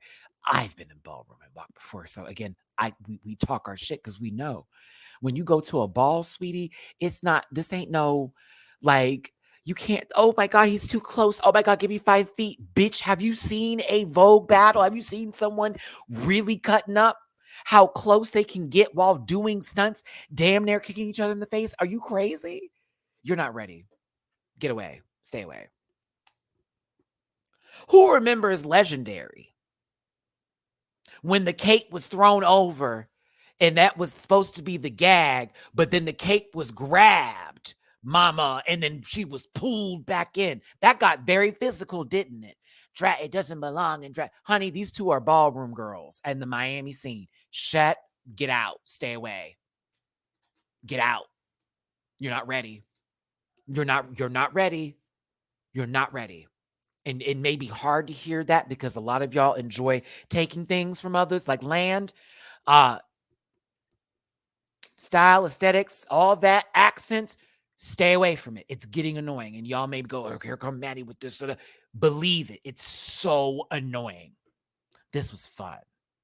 This was a good time. I had a great time with this. It was a great time. Good time. Good time. Go Mhi'Ya and go Morphine.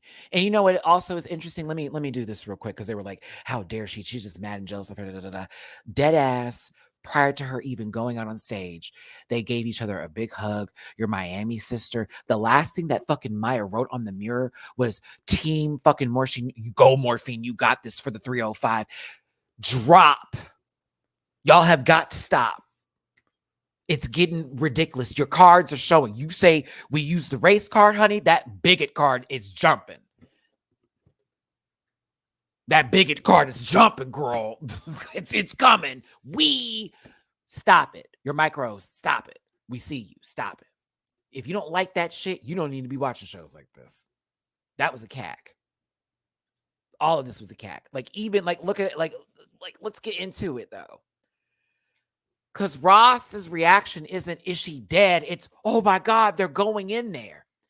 Hell, how are we not talking about this? You're mad about how Mhi'Ya did that. Meanwhile, Anitra could have killed Marcia, jumping over her while she was underneath her. Bitch, what if a piece of fabric caught that girl's hair and yanked her and broke her neck? You weren't mad at that? Shut up.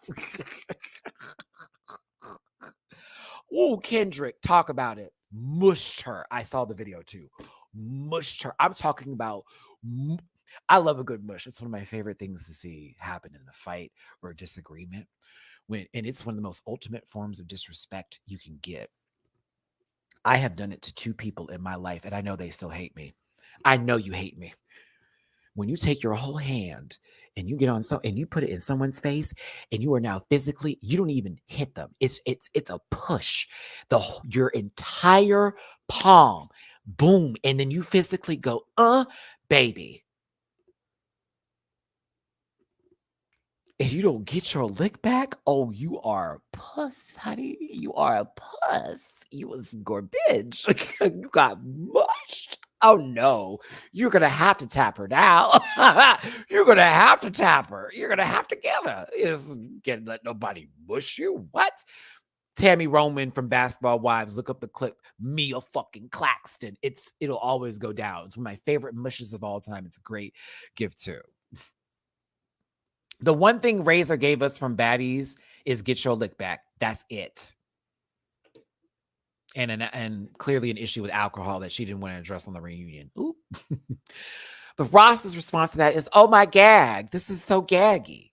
Okay. RuPaul. I love RuPaul's face in this moment. RuPaul, like, what's she gonna do? I love RuPaul's face in that moment. Now, what is Morphine gonna do? Oh, she threw that over her? What is she gonna do? Yeah. But that's the whole thing that also comes with ballroom, is to be able to adapt quickly to a situation, because a lot of it is you've gotten your rhythm, your beat, the full everything down with all of the elements that you must present to those people who are judging you. But it is also a free-for-all. It is chaos. This is not worked in routines to where it's like, okay, girl, you're going to stay over here and I'm going to stay over here. That's not how that works. And that also can be said in certain drag elements too, because guess what? There is a drag portion for ballroom. Did you know? It's one of the categories. And it depends on what they do for the ball, because it's not every ball they do that. It's also how many people are trying to compete that they know. Morphine like a champ said, oh, she tried to get me, girl, but that's not, she has to do way more than that. I'm talking about with the quickness. Morphine got up. Like, what? Grabbed that sucker and flung it and said, let's go, baby girl. Chop, chop. This is what I want to see. That is what I want to see. I want to see a battle. I want to see girls battling. And then she made sure anytime Mhi'Ya thought she was in her own little moment, no, Morphine come up, what girl? Like as if in with the right lyrics too. I was proud of this bitch. I said, okay, Morphine, because she didn't let Mhi'Ya outdo her. She didn't let Mhi'Ya work her. She could have. Mina.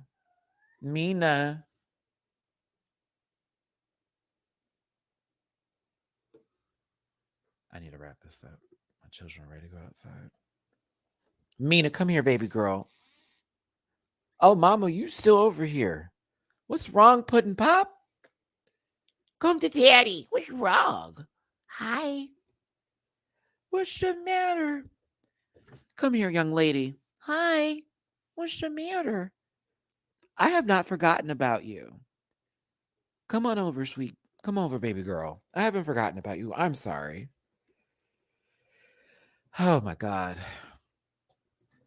That tortie. That tortie. I deal with that all day sometimes. I'm like, what is going on, girl? It's just so dramatic. Hi. You want to talk about it? Hey, don't you chew on that. We will have a problem. All right. Okay. Um, it was a good show. They both did what needed to be done. I was here for it. She threw a titty at her. Listen, Mhi'Ya threw her cape on top of her.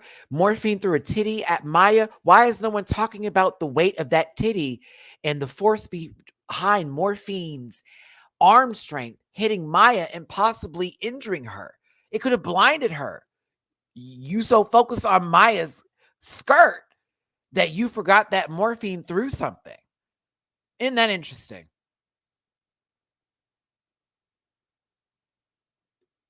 I'm being petty right now.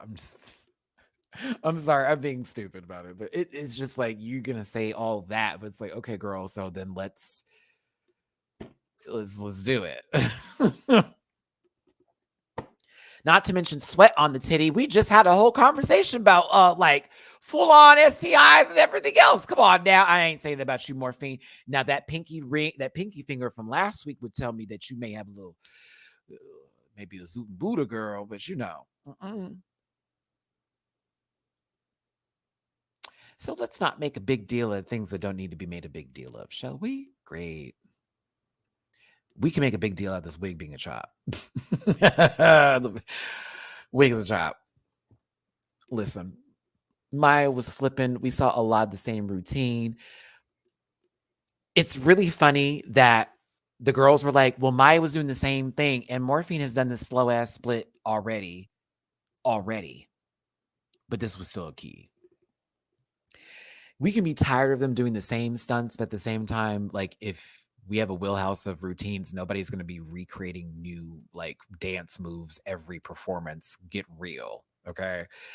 Maybe just tired of seeing somebody lip sync. Just say that. But this was a cute little moment because at first I was like, girl, what is this? And then she starts gearing herself up, and it made me feel like, Morphine, you do this often for a brunch gig where you're getting the crowd to get riled up as you're slowly going down and showing that inner thigh strength. Come on, Bottom. We saw that guac guac from the last episode. We know you know how to move out the head movement. I was so happy when it finally went down, though. I really did. I was just happy when it went down. I was like, oh, girl, I'm so happy you hit that floor. Jesus Christ. Mhi'Ya did 4 different stunts while she was slowly splitting. Did y'all even notice when they got together and their hands were connected for a moment while they were dancing? Yet people were trying to cause a certain divide.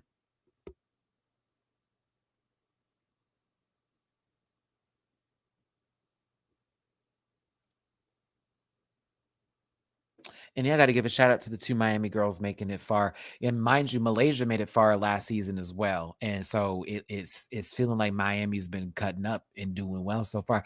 At least one of them got to win. Shit. But for real, like it does add a little something to the equation where casting could be like, let's dive back into Miami a little bit more and see about getting more girls from the South. Please, God. Piece of cake, please me. But yes. Oh, Uncle Gumball, after seeing that whole Nikki Cardi, the fans or stands seeing each other in person, somebody releasing their address to actually take a $600 round flight like a fucking idiot to go to someone's house to prove something, and seeing the people that were praising that whack shit.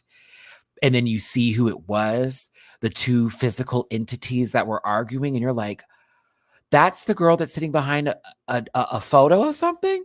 That's the girl telling me to like do horrible things to myself and telling me I don't know shit and telling me like to go fuck off. That is what that looks like. Those are the girls. That's them.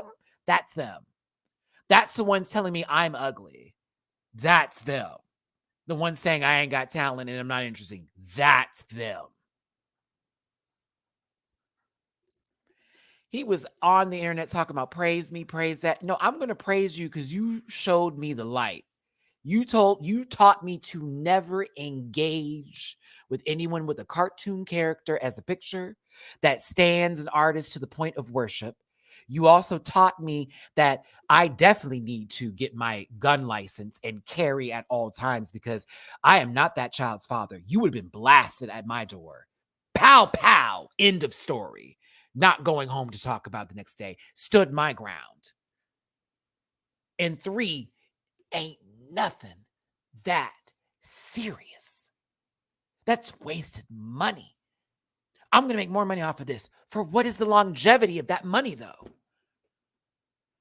People are barely talking about Krishan anymore. Like, y'all, hello. Like, all right. Thank you, just me. I know. But like, and not to even sound like I'm like I feel myself and all that kind of shit. Like I literally, the people who tell me I look the worst are always the most hideous people on the planet. And it's just like, okay, girl. Anywho. But yeah, that's why just seeing that shit made me go, you know what? I don't need to argue with anybody. Oh, and Cuckoo, it's not everybody with a cartoon. My Abby is a cartoon. I'm just referring to folks that when you go to their page, it's literally nothing else but one person they're talking about the entire time or arguing with people. I can never argue with somebody like that. It's like, I pulled up. What you about to do? Girl, you could have been blasted. The right one. He chose the right one that day. Yeah, he chose the right one. Couldn't be me. Couldn't be me, bitch. I would have called people. It would have been the last days. Do you hear me? You gonna do something like that? Oh yeah, you don't need to be here no more. Ain't no way. Morphine beat Mhi'Ya in the lip sync. I still say it's the best lip sync of the season. Mhi'Ya's lip synced a few times now, so it was kind of like the writings were on the wall. And you know, there was no love lost between the two. Shout out to Mhi'Ya though. Come on. She got them baby making hips. I'm trying to do the she got them baby making hips, them baby making hips when she walks through the, you know. It's a Fantasia song.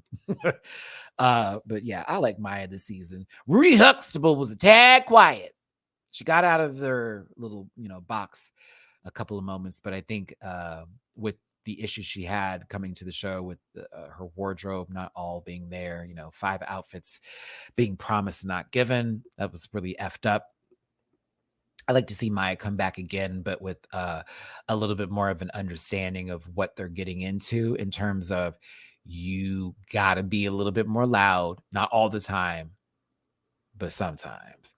Showing that personality and not being afraid to be judged or looked at as you acting like somebody that you're not when you're truly being yourself, and confidence in everything that you do. Because they eat that up. When you don't have confidence, that's like, oh, send her home. You got it, Mhi'Ya. I love you down, sister. Shouts to my Miami girls. Appreciate you. But yeah. Oh, Maya's gone and your face still looks like this? Girl, you're not in thought.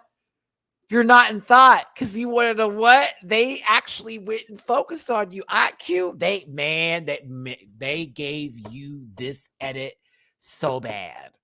Oh, I hate this for you, Q. You are still sitting over there pressed.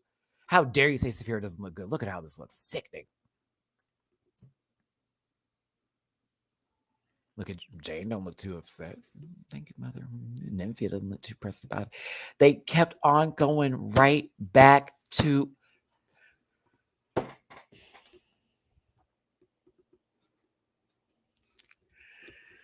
Oh, it's going to be tough for Q. Do not send Q hate on this internet. Do not send Mhi'Ya hate. Do not send Saphira hate. Do not send anybody hate on the show. Please, for the love of God, don't do it. That is strange behavior.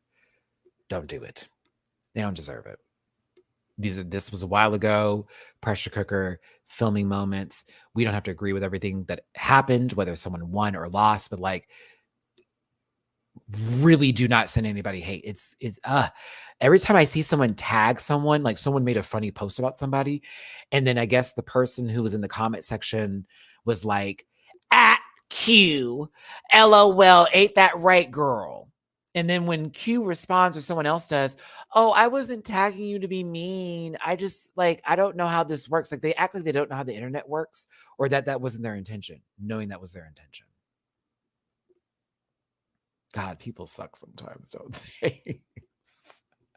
Not everybody, but like some people are just really out to just be gross. Like, what the fuck? I hate it. I didn't really take too much time to invest in Untucked because it's kind of getting later in the season, so nothing's really heavy that's hitting me outside of a few things. Joel Kim Booster going into the back did make a lot more sense than certain folks that have come back through the season. I think I was more inclined to, or not inclined, but I more resonated with Q's boo popping up on the screen and giving some words of encouragement, with Q being emotional in this moment. And I fully, my empathy was hitting me. Woo, fix your face. Q in mid cry is interesting, ain't it? Nymphia was sobbing in the background. Like I'm watching Q with these faces, but Nymphia was sobbing. And I'm thinking to myself, yo, Nymphia, are you okay? Because like you say, it's beautiful and you receive it. And I'm like, okay, you may be an empathetic soul as well. But like you could see the tears rolling down Nymphia's face. Yo, like watch it again. Because as I'm getting the screen grabs, I was like, oh my God, like tears are rolling. I almost am like, Nymphy, you got somebody at home that not everybody know about that you want to be more open with, or maybe it's been a while and you miss love, or what's going on? Since I wanted to give her a huge hug. Oh, I was like, Nymphy, are you okay? I know, girl. Let's cry together. Oh. She might miss the pain at home. It's possible. But I think it's the empath queen, you know. We could all feel it there. But that's what I took out of Untucked. I wasn't too invested in the moment. Uh, really, Morphine and Mhi'Ya, I saw the love there. Another reason why I was like, why is everyone online trying to start a narrative around these two when they like each other and are friends in real life and they play and kiki on the internet like we all do with our friends, but yet we're the ones taking it super seriously. Like, what the hell, right? Then I realized that people don't watch Untucked. And a lot of people who are Drag Race fans are not watching Untucked. They're not, because they should know Untucked actually takes place when they leave when they leave the stage and the judges make their critiques and then they come back. Untucked is literally in between that time. It's not a commercial break. It is them doing this. And so you watch it after the show to give you more context to some things that happened towards the end of it. And to be fair, remember when Tamisha and Candy got in that fight? That was why it was so wild that season, because during the regular episode, you could see there was a tension and something had brewed or had happened, but we didn't know. So it was like, wait, did something go down in Untucked? And it made us all go, ooh, we have to watch Untucked. Sure enough, pop off.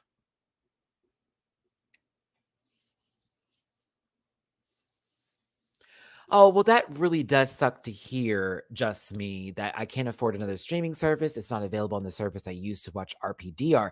That does suck that that happens in those cases, that Untucked isn't included with, say, a different country or different network that is streaming. I feel like that should always be included. Or why is that not just in one full episode? I never really thought of it that way, but I'm sorry to hear that. They should do that for the initial run of the episode, to have it as one full block for the 2.5 hours, or the 2 hours, excuse me, because it's 90 minutes now to the 30 minutes, like a 2 hour block. And then on the second playback, it's separated. That would make a lot more sense. I'm sorry to hear that. Maybe somebody in the chat can help, possibly in your area that's close to you, that may have a different or better solution, or a password they could help in those situations. I don't know, but I'm sorry to hear that. It fucking sucks. Yeah, same here, because Crave doesn't have it. Wow. So I have to use WoW and a VPN. Okay. What are y'all doing? Hi. Hi. Oh, Lord, the kids. Hold on, y'all. What are y'all doing? What's happening here? What, Miss Mina? Mina? Mina Cole Rants? I'm not about to go off on you. What did you just put in your mouth? Little girl, what did you put in your mouth? You swallowed it. Yeah, I know, Mamu. You try to stop her. Thank you, Bubby. Okay. Yeah, it's time to go. I gotta get to the kids. As a reminder, if you're coming into this video late, I will be doing an edited version of this review along with UK versus the World this Thursday.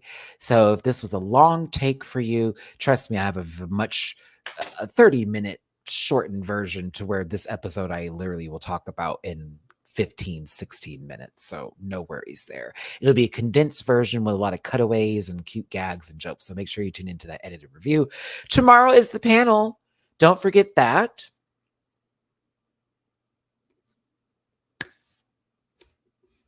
Yeah.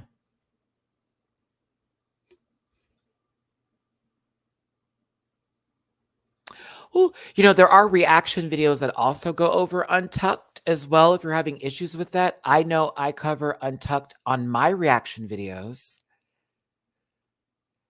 So there's always that. Not all the time, though, because sometimes Untucked is not giving. But sometimes on my videos on Patreon, yes, I do cover Untucked as well.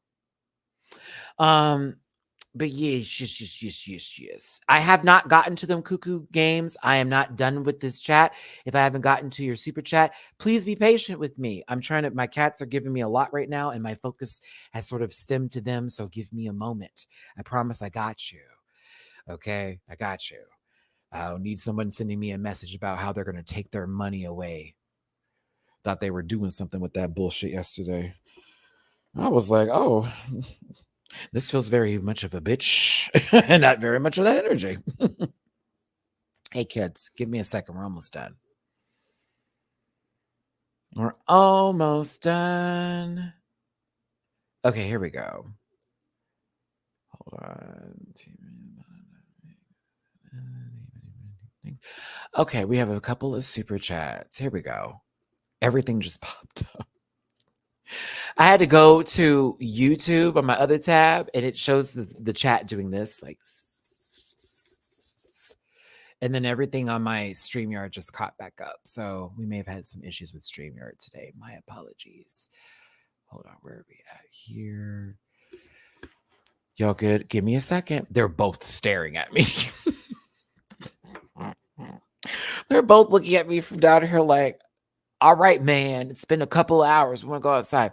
Eighth Sage, thank you for the super chat. Sending you love because you are endlessly entertaining. Well, thank you so much for this, Eighth Sage. This picture is so funny. Drewski, we got this one. Eighth, I think I missed this one. Did I miss these? I don't know. Peace to Mateo, baby. I've seen fights at balls. This ain't it. I've seen someone get capped. It's such an old expression, but I have seen someone literally get popped and not with a fist at a ball before. And that was very scary and not for the faint of heart. So yeah, it gets deep. I've seen girls get maced. Macing is bad. I've seen the mace happen often. Woo! Someone going into the entire club and spraying it down. That happened recently, but it happened out here in Houston too. And I think we was at Bartini's when that went down. I'll never forget that day. Oh, hey. That dude waited till everybody got in the car and then sprayed them down while they were still in the parking lot. As they were rolling up the window on top of that. Oh, it was gross. Cuckoo Games this is probably the super chat you're referring to. Thank you, baby. I appreciate you. Only 3% of people disagreeing with you. I know what that was in reference for, so no worries there. And I thank you so very much. Yeah, this episode was good. There are a couple of things that make me go, but I'm personally happy with the winner. I'm glad my favorite's in the lead right now. I'm kind of interested to see where this goes with the Q ending the episode being a little upset. I am concerned for Morphine and Dawn. I am concerned, honey. It is top 6 There are only 4 people out of 6 with wins right now. I am very concerned for those 2. Hey, baby girl. Okay, that's how you gonna do me? Fuck you too. I'm just kidding. Love you. Mm-mm.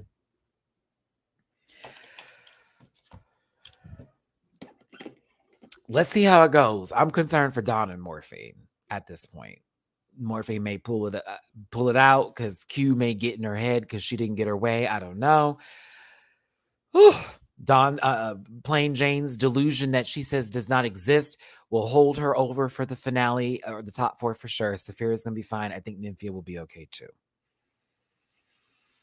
We have to see how this goes. The fact is, this season's not over yet.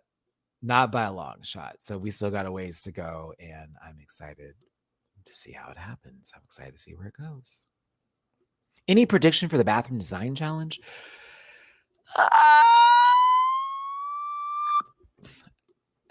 Here's my prediction. If Dawn somehow says that, shut up, Maddie. If Dawn somehow says that her engineering degree is going to come into play for the bathroom design challenge, I'm going to crack up. I'm going to laugh. Because she said that today for this episode. Like she went, she was like, well, I have a degree in engineering and I can do this, I can do that. So that definitely means I can do this challenge well. And I was like, I'm sorry, we're talking about in the workplace with drag and you have an engineering degree, which ain't nothing to snuff at. Because baby, shout out to my engineers out there. You are the people. And I know it's hard. Trust me, I used to date an engineer. I saw what y'all had to work with at school. Couldn't be me. Couldn't be I.